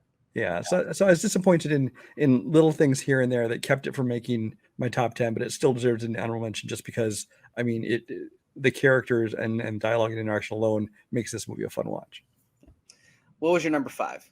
My number 5 movie of the year is Scream 6. Wow. Um, This was in my most surprising honorable mention. yeah, Scream 6. We've talked about Scream 6 in many occasions, especially in its own review that we did earlier in the year. We didn't like the ending, the reveal of it, but honestly, those have kind of been the weakest parts of almost all of the Scream movies, except for the first one and maybe the second one. The reveal I has think always the been fourth sort of like one was still really good. the movies I think are very good, and then they get to the reveal like, let's just draw a name out of a hat, and okay, it was them. Here's the motivation. It's like, okay, whatever. I've kind of learned to expect that. And it wasn't where we wanted it to go, but we're not going to be those people who judge a movie by what we wanted versus what. We've written better endings for Scream 5 and Yeah. Scream 6, but that doesn't deter how much we like or dislike the movie. Yeah. But I like the core four. I like the characters. I liked where they're going with it. I like especially the two sisters. I like the relationship between them and both actresses. I enjoy in a lot of things. Uh, and honestly, this is probably after 1 and 2 my favorite of the Scream franchise. I just like I loved that they went far more brutal with it. As the Radio Silence guys doing it, who are the ones who did like Ready or Not. Um, but yeah, they cranked up not only did they crank up kind of the violence and the gore of some parts of it, but it felt grittier and more brutal. And it just I love the way they did that. And from the opening scene where they kind of got to play off of like, seeing multiple killings in that opening instead of just like the single thing you see normally, took a twist on that opening. And then from then on, it was just enjoyable. I like the new characters they introduced. I hate the fact that they won't just let the old ones die because, like, Gail should be dead, obviously. But it's like, fine, whatever, bring her back. I don't care. Because this may be the last one we get, or if they go future ones, which I still hope there are more, but they have taken a whole different direction. Because if they try and force something to continue off of this, I don't know if it's going to work. I agree with everything you said. Everything. I do wish they would have used Hayden Panettiere a little bit more because I was so happy to see her back, and I don't think they utilized her to her fullest potential. But that's because they really wanted to make you think that she might have been the killer, which is like, come on, no, that wouldn't. If she would, I would have been more pissed if she was the killer than what the reveal actually was, because I just didn't want her to be the killer. But yeah, I think, like I said, the brutality, the grittiness that you said, I think works great. It just felt more real. Mm-hmm. It felt way more real. Which I think is why it was so effective, and I think it's because they got it out of Woodsboro and the New New York setting helped it so much. Yeah. Well, yeah, that, and because the killer didn't give a shit about like movies, so that's why I love the beginning. Was like, this is a movie. Fuck the movies. And just like that's like such a great way to start it. But yeah, I enjoyed it quite a bit. Like I said, the execution of the killers, I wasn't necessarily mad at who the killers were. It was that how they connected it to the previous films was like, that's where everything starts to fall apart. It's like, that doesn't work. That doesn't, and because once they do the real, then you have to start thinking back on everything you've seen, and then that's when the movie starts to fall apart. And that's what happened with Scream 5, is when they announced who the killers were. I was like, well, no, that doesn't make sense because of this, and this. And then that's kind of the thing. It's like, I didn't hate who the killers were. It's just that the motivations and everything is what made it fall apart. But I still enjoyed it for the most part, all the way up to the point, which is why, it was one of the most surprising, because I didn't enjoy the fifth one, and the sixth one exceeded expectations. But yeah, I really enjoyed Scream 6 as well. My number 5 is a movie that was in the top 2 for most of the year, until just a surge near the end of the year caused it to drop to 5. One of my most anticipated films of the year, and that is Mission Impossible: Dead Reckoning Part 1. That's my number 4, so we can talk about that. Okay. I love the Mission Impossible franchise. The only one I don't care for is 2, and even then I'm still like, it's fine. It's just not as good as all the other ones. I have grown to love these characters. The cast, every single one of them: Simon Pegg, Tom Cruise, Ving Rhames, Rebecca Ferguson, and then you add the new people: Haley Atwell and Palm Clementif. Yeah. Clementif. I enjoy the hell out of these people. The action is always fantastic. The story is convoluted, but not to the point where you can't follow it, which is what the first one was always the biggest problem. Is like, oh, if you miss the first 5 minutes of Mission Impossible 1, you won't understand the rest of the movie, which I don't buy that. You can follow the movie after the first 5 minutes. But I love these films. I enjoy the fuck out of them. whether it's Tom Cruise doing a crazy stunt or just a story. I know a lot of people didn't really like the AI aspect of it, and yes, that is kind of one of the things that deters from it. But I still think they utilized it in an effective way to make it believable. So that way, when we do get to the inevitable sequel, which I don't think is coming out this year now, is it? I believe it. Yeah, it is. Yeah. I thought I got pushed to 25. No, I'll double check that, but go ahead. Okay, but I can't wait to see where this goes. I mean, they're kind of setting it up like this is going to be the end, mainly because just Tom Cruise doesn't, I think, want to do this anymore. And it's not because it's not that he's even writing it off. I think it's just more or less his body. He needs to start stopping to do this crazy shit. But I love the introduction of Haley Atwell. I was not happy with what they did with Rebecca Ferguson in this movie, but I do enjoy this movie. And unlike another movie like Fast X, where it ended in at the shittiest of shittiest cliffhangers to go to in part 2, I think this one, while it is a part 1, has a decent stop point to make it a film on its own and then going into a sequel, and not like a cliffhanger kind of ending. Like I said, aesthetically, I love the hell out of this movie. You're right. I forgot to take it off my list for 2024. It is 2025 now for part 2. Yeah. Which means I get to remake a graphic for most anticipated. But yeah, no, I agree. This is my number 4, so I just had one spot higher than you. Mission Impossible movies, I've always liked all of them except for 2. It's not nearly as good as the others, as you said. This one, while a little long, it is 2 hours and 45 minutes long or something like that. It's a long movie, but I'm glad they didn't try to make it all in one, because apparently part 2, it would have made so it. So another movie that you're going to be talking about here, which is John Wick 4, but yeah. So, but yeah. But yeah, I like everything about this movie. I think Haley Atwell is like the best addition to this movie in the series in a while. I've loved Rebecca Ferguson and all those other things, but I think Haley just does a great job in this movie. She's kind of a unique character for what they've had in this film, in this franchise. The action scenes are great. The stunt they do with everyone, the big Tom Cruise stunt, whether it be the hanging off the plane, or in this case, they jumping off of with the motorcycle off the cliff. It's like, those are always the things I care least about. I think part of that's because you hear so much about it ahead of time. They hype up it up so much. Oh, look, this big stunt Tom Cruise did. I'm like, honestly, to me, the whole car chase sequence in Rome, which was way better than Fast X, by the way, and then even that fight sequence in like the little like alleyway, like that was great, and then the whole train thing was great. Like I didn't like the whole him jumping out of that's cool. Visual, but the thing is, the only thing that they like, oh, that's Tom Cruise really doing that. It's like, A, I don't really care, and B, it's like it wasn't nearly as exciting, like you said, as these other stunts. It wasn't a bad scene. It's just like, it's just because of, I can't really blame the movie for it, because it's the overhype ahead of time. Yeah, the publicity built it up. Yeah, which is why it didn't affect my rating of it. It's just like, that's the scene I care least about, honestly. Yeah. But yeah, I mean, Tom Cruise is finally at age like 60, finally starting to show his age a little bit. Barely. Like, he still looks 10 years younger than me, and he's way older than me. So I was like, whatever. But I still think this is a great series, and curious to see where it goes part 2. So that was your 4. So what's your 5? My 5 was Scream. Okay, I thought your 5 was Mission. My 4 was Mission. So what's your 4? Okay, so I'm going to 4. Okay, so I want to preface this. My top 4 is like almost like 1A, 1B, 1C, 1D. My top three are the my number 4 was my number 1, then went to 2, then went back to 1, then went to 3, then went to 2, then went to 4. My top 4 have just interchanged so many times here. I've had to remake my freaking graphic of my top 10 like 10 times in the last week, because just at any given 5 minutes, I think about something that happened in this one movie, and then I shift it. And I think what happens this week, and then I shift it. And so, tomorrow after we record this, you'll be like, I wanted to change that again. Exactly. I think I have it locked in. So when I say it's my number 4, like I said, it's like almost like a 4-way tie for first. So these are definitely my 4 favorite films of the year.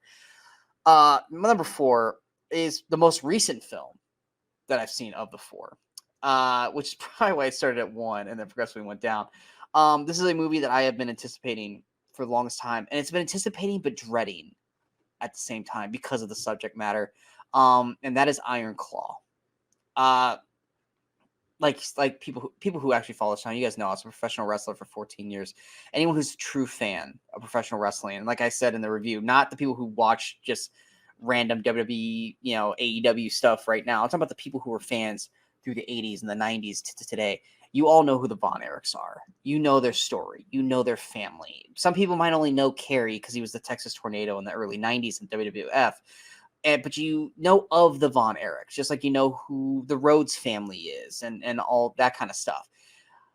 This story is such a rip your heart out and just obliterate it. And it might not have affected the people, as many people like Brian, per se, because Brian's not, Brian was a wrestling fan, not like a diehard like me, who obviously lived the life and is still a fan afterwards. But this is a very, very special story to anyone who lived through this and has been following it as much as I have. And Brian, I told Brian this and he ended up doing it. I do stress that before or after you watch this film, you should definitely check out the episode of Dark Side of the Ring. Yeah, I chose to do it after, so I'd go in fresh on the movie. Yeah. There are definitely liberties that are being changed. There's elements and characters or people that are gone and not or combined. So you got to take this with the liberty of what it is. And there's one glaring issue with it.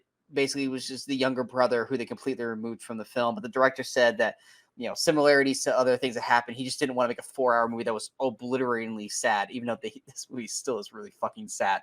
But like you say, do with the blessing of he did. He had the blessing of Kevin Von Erich. So it's one of those things where it's like you can be mad at it, but Kevin okayed it. The real negative of this movie, honestly, is the performance of Ric Flair.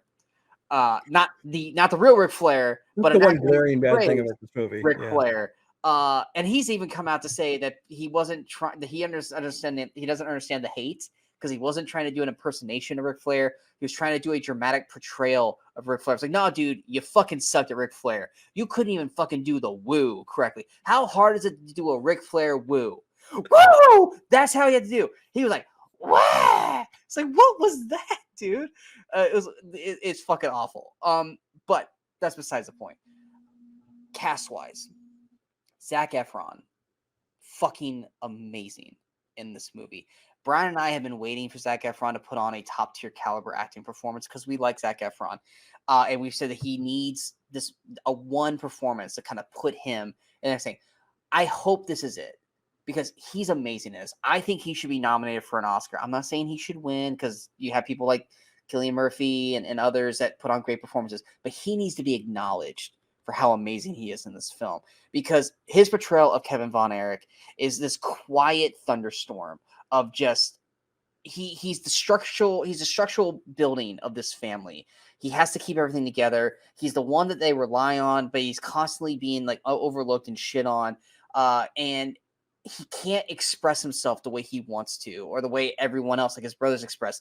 And so he has to sell everything through his face. And Zac Efron is amazing through this. Holt McCallany as his father Fritz is also amazing. He deserves Oscar nomination for this as well because his portrayal of Fritz Von Erich is insanely good. I loved his performance throughout this film. Jeremy Allen White, who I love as an actor, who plays Carrie, he's really good in the film. I wish they would have given him more to do. I wish they would have given Carrie more to do in this film than what we got because I just wanted Jeremy Allen White to do more because he's such an amazing actor. And I feel like he's really good in the movie, but you need a little bit more to do. One thing I want to commend on all of them, all the Von Erich kids in the movie, especially Zac Efron, they trained their ass off to be actual real professional wrestlers. I study the shit out of them, like waiting to nitpick, because that's what I hate about wrestling movies. Mickey Rourke did great in The Wrestler. He actually trained to be an actual pro wrestler. But you watch like other wrestling films and you're watching like, okay, that's a stunt double because the actors don't want to learn it. They fucking learned how to be pro wrestlers in this movie. Zac Efron ran the ropes correctly. He took the bumps correctly. He got up correctly. He's doing the moves correctly. If you tell me that Zac Efron's going to go wrestle tomorrow night for WWE, I'd buy it. I'm like, he actually might have a really good match. He's not going to I was watching some making of or behind the scenes thing about it. I don't remember who it was that like did the training for them. For Albert Guerrero Jr. Is him, and he's talking to him, and he's like they study their asses off. He's like, every scene you see of them wrestling, none of it's stuntmen, it's all them. And that's what I loved is like as they were doing promotions or presses for this, Zac Efron and Jeremy Allen were like, dude, like, wrestling's no joke. They go, we now have this whole other respect for people that do this. Like this, the toll this takes on your body, and people who claim it's fake, shut the fuck up. You guys have no fucking idea what kind of toll this does to your body to do this sport. And they now know what it's like, and they now have this utmost respect to pro wrestling and the art and the skill of it. And I watching them perform this, what just made me love it that much more. Like I said, there was literally a scene in the movie where Zac Efron is selling an injury, and I was like, I don't remember the history of this enough to know if he's actually injured or if he's selling the move. And that's how good Zac Efron was. It's like, I can't tell if he's actually hurt or if he's selling for the match. And that right there, I was like, oh my God, like Zac Efron, you're doing so fucking well. I'm so happy for you. I love this fucking movie. I could keep going, but this episode's already gone so long. Brian, go ahead and say what you want to say about Iron Claw. Yeah, I don't have the emotional connection to this, obviously, that you do, and the knowledge as much as I know like the general bones of the story, but I didn't know, and so I purposely didn't watch that Dark Side of the Rings. I wanted to go in essentially fresh because I didn't remember a lot of the details. I watched it afterwards, of course, but it was a great dramatic story. I think the acting top to bottom for me, Holt McElhenney is the VIP of the thing. Everybody, including Zac Efron, did a good job. But Holt, I thought just. And I guarantee he's really, not going to get a single nom. Oh, of course not. Of course not. It's such bullshit. But yeah, but I enjoyed this movie a lot. It was not. It's down there, like it's in that same 20s range with like was like Oppenheimer and Air and this, the kind of all that area where it's like they're very good movies. There's like not the ones that I enjoyed the most to make my top 10. But I honestly was kind of on the fence about seeing this, and I was like, well, maybe I'll wait a little. I'll wait until I can watch it at home or whatever. And then you and some other people raved about it. I'm like, fine, I'll check it out, and I'm glad I did. It was because that's the weird thing with me. Me with wrestling movies. I'm either going to love it or outright fucking hate it because they disrespect. Like everyone's like, oh, dude, Nacho Libre. Fuck Nacho Libre. That movie's disrespectful to pro wrestling. And so it's like it's one of those things. Like I have that scale. It's like, oh, if Sean likes that, I need to check it out. Sean liked it. He only had 2 complaints that I know of. One was Ric Flair, which he was absolutely on the nose about. The other one, he's Zac Efron, like overbuffed a little bit. But. Yeah, Kevin Von Erich's never been that ripped. No, that was like Kevin Von Erich is more like tone ripped. Zac Efron's like the Incredible Hulk. He was like, yeah. It's like he's never been that big. Kerry Von Erich was like Jeremy Allen White. Jeremy Allen didn't get that ripped. Like he got ripped, but not. They were playing the wrong roles in terms of physique, not in terms of performances, just in terms of physique. What was your number 3? My number 3 is, I think, one of your top 3, and that is Nimona. Yes, that is my number 2. It was my 3, but last second I swapped it. Okay, should we skip until then, or should we talk about it now? Well, my number 3 might be your 1 or 2 because I know it's in your top 10. I know you did not. Okay. Good, but let's go ahead and talk Nimona. We'll go ahead and talk Nimona. Okay. Nimona, again, we've talked about this on the surprise one, but I want to talk about it here as well. Nimona is an animated movie originally made for Blue Sky Animation. It was in the works. Disney bought Fox. Disney shut down Blue Sky. This went to the wind. Netflix decided to offer to pony up the money to buy it and finish it, and they did. So it became a Netflix movie, which of course means it won't get nominated for anything. But it should, because this is one of the best. On the right day, I could even say the best animated film of the year. I love this movie. I wasn't going to watch it. Some people told me that I should watch it because it was really good. Against my better judgment, I decided, fine, I'll watch it. I don't really like that kind of anime kind of style it kind of is, but I watched it, and I fell in love with this movie from moment one. The voice acting with Riz Ahmed and Chloe Grace Moretz especially, I thought they did phenomenal voice acting work in it. The animation style of it, I really love. Like I said in the other video, it's kind of a combination of like your Disney style, almost with a little bit of like kind of anime look to it. And that completely works. Though it's another one. One of the things I love, clearly, because I talk about it all the time, is the world building. It's like they built this world that's like, it's kind of futuristic, but it's like medieval at the same time. So it's a weird mix of the two, but it completely works. Because there's technology, but then there are also swords and armor and things like that. But mostly it's the emotional beats of the story. I think that you feel for this character, you feel every minute of pain in her, and actually, and with Riz Ahmed's character as well, where it's just like, their relationships are being torn apart and the hurt they feel, and just throughout the whole movie, and kind of that little bit of redemption at the end. But it's just a movie that looks great, it sounds great, and the story is phenomenal. Yeah, I agree with everything you said. Same situation. I never really heard of this movie. I saw images of it and I was like, it's an anime film. I don't care for it. You told me how amazing it was. I was like, all right, I'll check it out. And within the first 10 minutes, I was like, this is really good. And just like 20 minutes, I'm like, I fucking love this movie. I texted you halfway through. I'm like, dude, I am in love with this film.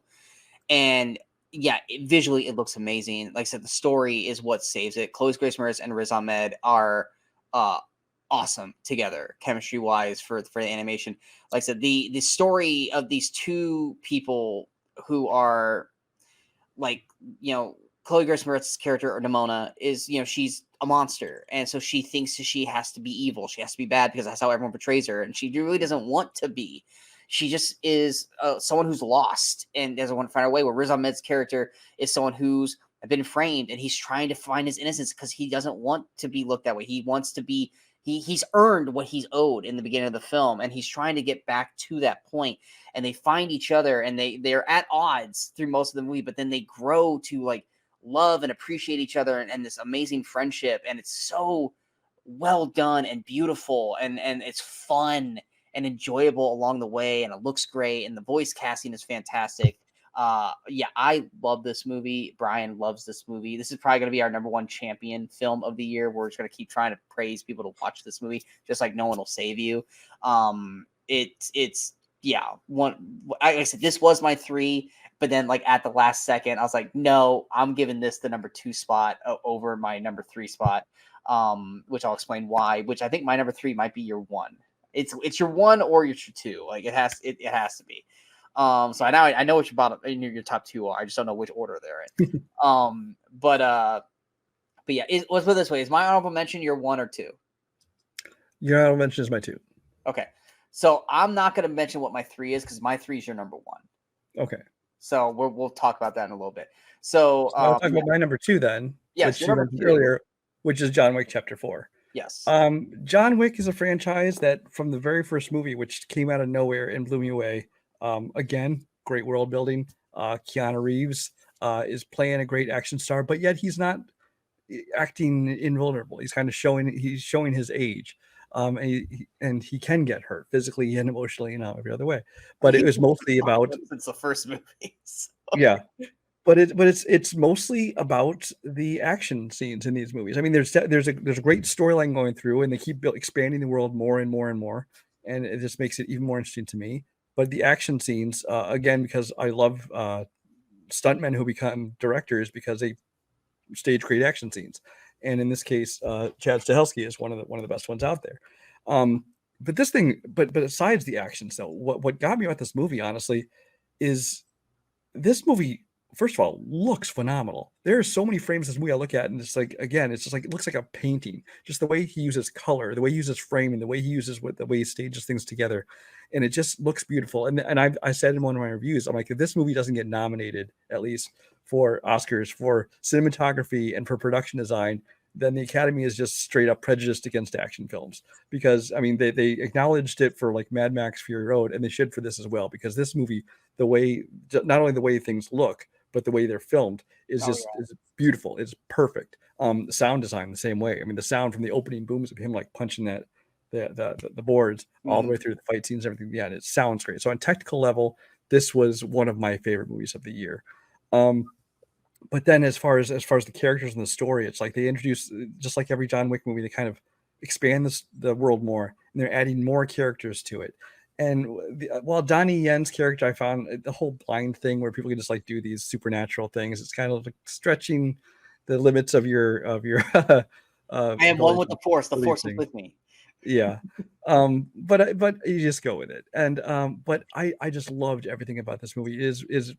It is probably the most epic action movie I've seen in a long time. I think the last one I could have said that about was Mad Max Fury Road, but that one had a very simplistic story, which worked for that movie. But this one is just like an epic. It's almost like the old, epics of old, like Lawrence of Arabia and that, except this time it's just an action movie. and I just loved everything they did about it. I think this is like the culmination of the John Wick movies. I hope they don't do more, but apparently they're still kind of leaving that door open because they might want to do another one. They're doing spin-offs and things. The Continental was disappointing. We'll talk I about still haven't watched that, by the way. it's okay, but it's disappointing. But we're still looking forward to Ballerina, which is a spin-off.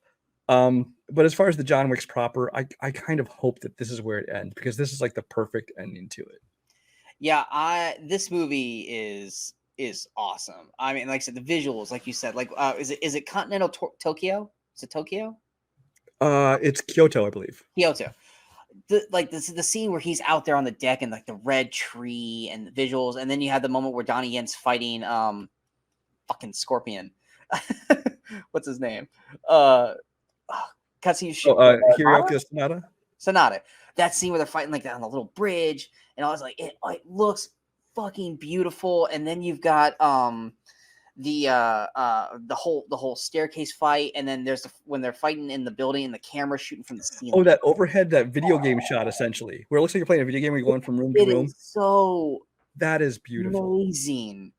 And the second best, or the best use of nunchucks this year outside of Teenage Mutant Ninja Turtles.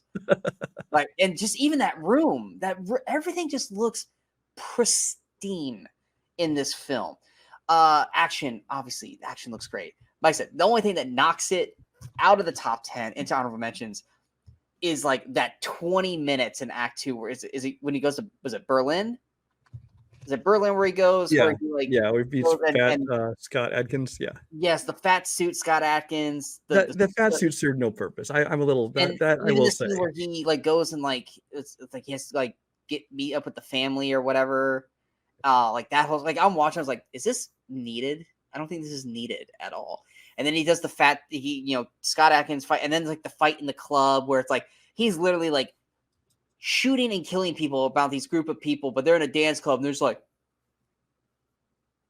and like literally dude gets shot dead right in front of him. 5 minutes later, oh my god, now we gotta run. It's like, what the fuck is going on? Like that, like literally take that 20 minutes out of the movie and it's top 3 for me. Like it's right up there. But that 20 minutes is really what like dropped it to honorable mention for me. I love the movie, but it's one of those things where it's like when I go back and rewatch it, I won't, but I almost want to fast forward through that and just get through that moment and just get back to the rest of the movie. Skarsgård's fun. I like that he was just kind of like this. Like, and that's the thing is most of the bad guys are kind of Weasley little bitches because they don't want to actually face John Wick. They just want everyone to fight John Wick for them. But I like that we actually do get that moment at the end with Skarsgård. He's like, all right, we're gonna do this thing, but he's like, no, we're not. Like it's a perfect like bad guy heel move. It's like, oh, you thought you were gonna fight me? No, you're gonna get Donnie Yen. No, I think as far as additions, I mean, this one kind of really cranked it up. Yeah, Bill Skarsgård did a great job. I love Clancy Brown in his small role. Yeah, Clancy Brown makes everything better. He's great in this. Hiroyuki Sanada, of course, and then his daughter, which is I don't remember her name, but she's a great job as well. I loved all the additions to this movie. It's one quick self fact check: it's Osaka, not Kyoto. Osaka, okay. Osaka. Okay. My number 3 film of the year, which is your number 1 film of the year. This was my number 1 till December, and then it dropped to 2, and then I flipped it with Nimona, mainly because of its part 1 aesthetic. That's really the reason, is because it was a part 1. So my number 3, your number 1 is Spider-Man Across the Spider-Verse. Oh, that's not on my list. That's not on your list. I'm kidding. No, it's not. Yeah, what's there to say about this movie? I mean, they could have just did the exact same thing as the first film and just been like, hey, y'all loved that one. It won an Oscar. Let's just redo it. No, they chose to double down on it. They chose to continue to be unique. They chose to continue to do new things. But as much as I want to talk about it, this is your number 1. So you take this, and I will fill in the blanks as we go, because I don't want to take everything from you, because this is your number 1 movie. Yeah, the whole to be continued ending. I can see how that would kind of be your tiebreaker. Because still better than Fast X's ending. Yeah, but it seemed to be a trend this year with a lot of movies trying to do this cliffhanger endings, which in this case it definitely was a cliffhanger. It's not like some of these other movies, which like Dead Reckoning, which kind of the movie had an ending. but then you knew that there was more to the story that's going to take place in part 2. This one's definitely a cliffhanger. Yeah. So that if you're trying to That's decide, literally the only reason Nimona got. but I can see you using that factor to do it. But they literally have the same. They literally have the same rating, same score. It's just for placement settings. Like Ric Flair caused Iron Claw to drop to 4. Part 1 caused Spider-Man to go to 3. Like that's literally like I had to go that nitpicky to get. Well, yeah, but this one's a part 1. The other one's a -1. So I mean, come on now. Yeah. But yeah, again, what can we say about this movie? It's the animation is beautiful. I feel bad for Nimona because any other year, Nimona would be my favorite animated film of the year. And Nimona's not even gonna get fucking nominated for Oh, animated. it won't because I don't think it can. Bullshit. But it's like this movie, as far as animated films, not just the animation, which is beautiful. I love the animation. I've always loved like they did in the first one. They do it again here, where there's different styles of animation. Whether it be kind of in Gwen's world, it's almost kind of a watercolor look, and then there's the vulture from the past is almost like this like old style paper, and it's like kind of thing. blocks and shit. And I love the mixing of all those different kind of animation and just the look of it. Of course, there's the world where there's hundreds and hundreds of versions of Spider-Mans, and you have to like freeze frame and try and look at every little Easter egg and every Spider-Man they ever had, and there's plenty of fun cameos, but again, none of it seems done. None of it seems forced. I mean, yes, a lot of it's just little fun jokes here and there, but it all serves the story. It makes sense. But beyond the animation, beyond the fun, the heart of this movie, just like in the first one, is the characters and the story. My favorite character in this movie was actually Gwen Stacy, and this is kind of more Gwen Stacy's movie for a good chunk of it. I mean, the whole first part of the movie is kind of telling her. Yeah, the first like 15 minutes is all her. And I love that about it. I love where they're taking Gwen Stacy. I love Haley Steinfeld's performance of her. But then of course when Miles comes in, you get to see their relationship kind of move forward. His relationship with his parents, I love that the beats they have there. They gave more to him too, which I liked. Yeah, and mom. But then as they introduce the other ones, whether it be the Piotr Pravakar or whatever, the Indian Spider-Man. Yeah, Spider-Man India. He was great. Spider-Man India. And I love because I always thought that it's gonna be okay, this is gonna be some cliche thing, but it's like they did something fun with them. And of course, yeah, in the voice, what's his name? Sharon Karan Sony, whatever his name is. Yeah.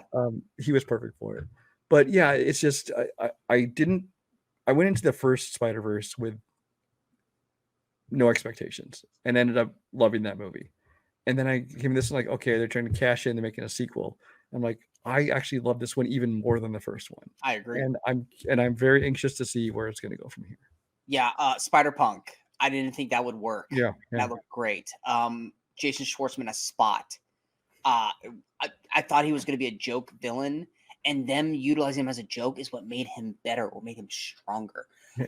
I like that, and then to have him be the bagel guy. I thought it was a great, beautiful touch. That's the great thing. There's so many great connections and callbacks. Yeah, but I love that he comes off as a joke villain, and Spider-Man treating him like a joke is what enhanced him to be even stronger. And so, like I said, the choices you make can deter everything. I thought Oscar Isaac was great as Spider-Man 2099. There's a fucking T-Rex Spider-Man. How am I not gonna love that shit? The cameos like Donald Glover. I was like. Oh, I love that part. Yay! I love this movie so much. It is so beautiful. Every scene is something different. You could literally waste hours just watching this movie and pausing, pause, so you could just try to capture everything. Like I said, the character dynamics between Gwen and Miles and the parents, all that. I love every aspect of that. Even when you have those quiet moments, just the most like with him and Gwen talking or him and his mom talking, just allowing these characters to breathe, which for an animated film, especially with kids, it's very hard to get that unless it's like a Pixar film. But they trust the audience to be patient and live in the world or worlds. Well, this is another one. This is 2 hours and 20 minutes, which for an animated film is insane. Yeah, but it never felt long to me. No, it didn't. Because when it ended, I was like, oh crap, this is gonna be the ending, isn't it? Because there's like. Well, I was watching my watch. I'm like, they're not wrapping this up. Yeah, it's like I'm watching the ending scene, isn't it? I was like, I have a feeling I know we're at this point. I was like, fuck. I was like, it's gonna end with this, isn't it? And when it ends, you're like, everyone in the car's like, no. I was like, I mean, this one, like, it didn't piss me off like Fast X did. I was like, I mean, I'm not happy because the movie ended, but I was like, that's a good cliffhanger right there. Like, that was a good, oh, we are ready for the next one to come out now. Whereas Well, that's the problem is we're like, okay, well, it's okay. It's okay. We only have to wait like 9-10 months for it to come out. and Nope. now Now we it's don't. not even coming out next year. So Yeah, now we don't even know. Whereas, like, with Fast X, it was like, oh, fuck you with that ending. But yeah, Spider-Man Across the Spider-Verse is amazing. It's fantastic. And I'm still having a hard time trying to get people to watch this because it's animated. And it's like, guys, come the fuck on. Like, get over it. It's some of the best Spider-Man you'll ever see. And speaking of trying to get people to watch something because it's different, my number one film of the year. Brian talked about this as an honorable mention. We talked about it in Most Surprising. It's a foreign film, and it is, to me, a masterpiece in terms of the subject genre, which is Godzilla -1. which I knew you'd love, but I had no idea it'd be your number one. I knew I'd enjoy it. I didn't think it would be here. I thought it would be like a 4-star film or 3.5 star. I was not expecting this to be a near perfect film for me. And just like I was talking about with I literally was just talking about it with I'm blanking on which movie it was, but I was just talking about where I was just frozen. And oh yeah, No One Will Save You. Godzilla. They made Godzilla terrifying in this. When he shows up, and especially because he's the bad guy in this, it's not good guy Godzilla like we're used to. We're bad guy Godzilla. When he uses his atomic breath, that is one of the most like just spooky, like insane moments of 2023. When he actually uses it in I'm blanking on the town. I don't know. And yeah, and you see, you're just like, I was just, and it's like obliterates a building with his tail, and it's so insane. And like, and I said this on previous videos already, but Because it feels more devastating because it's not just like cool action set piece. It's like because they've invested so much in the human story, you're feeling the devastation of this. Exactly. And it's just coming off of World War II. So all these people are still trying to recoup and rebuild from everything that happened in World War II. And then here comes fucking Godzilla just obliterating everything. And like I said in previous videos, you took something that I love in Godzilla, which has always been cheesy and corny because of 80s Godzilla. And then you have it now, which is cool, but still has issues usually with a human cast. And then you combined it with one of my favorite films of all time with Jaws. And you put, like, even though it's just a sequence in the movie, that sequence is fucking amazing. And I was just so like, I'm so happy right now. And it was so great. Like watching Godzilla just like swim like this, like he's like, I'm gonna eat you. And they're dropping the fucking mines. And it's just like, oh, I'm so happy. And like I said, the most important thing though is the one drawback of every Godzilla movie is you're like, less humans, more Godzilla. I don't give a shit about the humans. Give me more Godzilla. This is the first movie I ever watched of Godzilla where it goes, I'm cool with Godzilla being away right now because I actually give a shit about the humans. And like you said in a previous video, even if Godzilla wasn't in this movie, and this was just a movie about this I use the word coward loosely here. This coward, he sees himself as a coward. Pilot, yeah, coming home from the war and him trying to, figure his life out now because he knows that he shouldn't be there, and all this kind of stuff. That is such a great story, and it's so well acted.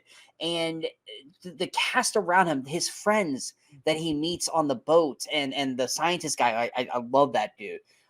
Even his roommate, because I'll call him his roommate because she's great. I love the human aspects of this film, and then you add Godzilla into that mix, and it's a perfect mixture of the two, which has never happened before. Because there's never been a Godzilla movie where they both intertwine. You either have a really good human story and not much Godzilla, which was your big complaint about Godzilla 2004, which I liked, or you have too much human crap that you don't care about and Godzilla is great, but he's not utilized effectively. This is the perfect marriage between the two. You get the perfect amount of Godzilla, you get a beautifully well done human story, and when Godzilla shows up, it is awe-inspiring in the most horrific way, and it's a, to me, a perfect film. If you have to knock it, I'm not gonna call it a cliche ending, but the twist thing at the end where it's like, I don't know if I buy that, but An I'll unnecessary final shot again in this exactly. movie. No, not I'm talking about that. I'm talking about Oh, the survival of someone oh yeah. because of we think something happened to him. I was like, I don't think But that but person but would have they set survived. that up so clearly and obviously earlier on. It's like I was this movie is so highly predictable through every step of the way, but see, especially in the last act. it wasn't predictable to me because Really? no, because I was so But they set it enthralled. up so much earlier I with a don't line of want to. dialogue and what you saw a character doing, and you're like, I don't want to say okay, no. I don't want to say because I don't want to spoil because this movie's okay. still like a month old. I'm talking about when a certain character goes away to a point, and then you find Oh, out that I'm talking about that one I saw that coming too, though. That was good. because I was just so in the moment, like he just got her kind of thing, and but it was just I was just so enthralled in the story that I didn't.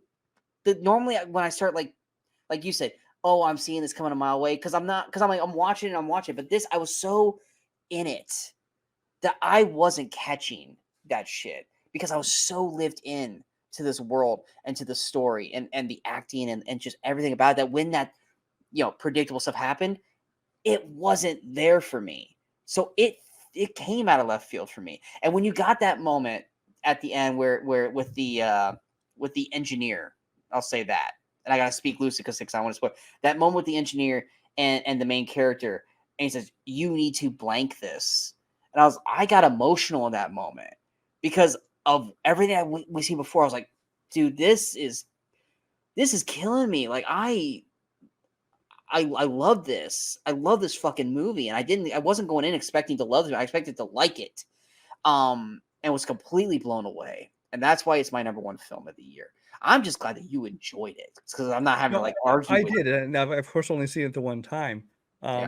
So on rewatch, it could sneak into the top 10. Mhm. I don't think it'd beat like my top 5, but it could Oh, I'm definitely not make my top expecting 10. it to be. I'm just glad that it's No, not like I didn't but like this movie. no, I 'cause I've already kind of talked about this in the other video, and you've kind of said everything I would already say, but I will just reiterate what you referenced, and that I just thought they did such a great job of balancing and excelling at both the action and the dramatic, personal elements to it. Um, yeah, because the human story of it is, I think, what sets this kind of above the previous Godzilla movies. Well, those are our best films of 2023. We hope you enjoyed this video. If you guys did, go ahead and hit that like, share, and subscribe button to the channel so you guys stay up to date with all the latest videos pop up on the Movie Crusaders. And of course, remember to follow us on all the social media outlets you see below. Out right now, we have our most disappointing, our most surprising, and our worst films that we have seen of 2023 so far. And then, of course, obviously our best today. Coming up next, later this week, we will have our most anticipated films of 2024, where Brian and I will be going over our top 35 movies that are coming out this year that we are hopeful will come out this year. And we're hopeful that we will be talking about them on this video next year. It's the video that we are the most optimistic and then are set up for disappointment when we get to around this time next year. That's on the way out. I honestly am trying to think about when is the next big movie. Is it July 12th, July 10th, or 11th or 12th? I think is when the first movie comes out this year. July, I think it's Or also July. January.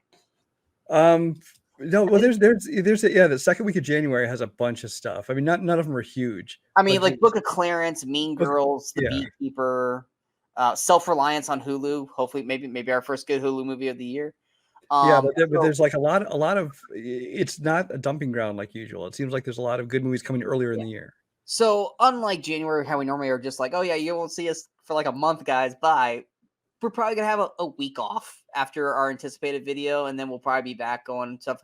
There hasn't really been a whole bunch of news. Obviously, our big story that we're going to definitely talk about at some point is the whole Scream 7 situation. So we'll definitely be back with more Movie Crusaders chat about after we're done with all these and anticipated, because this takes a lot of time, guys. I mean, this is almost a 2-hour video. But we'll definitely be back with more. We hope you guys keep sticking around with us through 2024.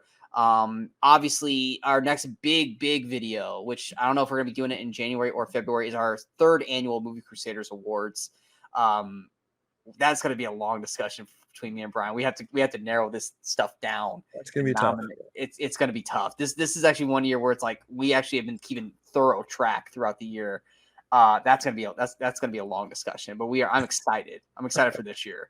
But anyway, we hope you guys enjoy this. Let us know in the comments below. What were your favorite films of the year? Was the stuff that we mentioned that you guys loved? We should have, because these movies were fucking amazing. Yeah, what did we leave out that you loved this year? And let us know in the comments below. But until next time, in case we don't see you, go watch some movies. Go have some fun.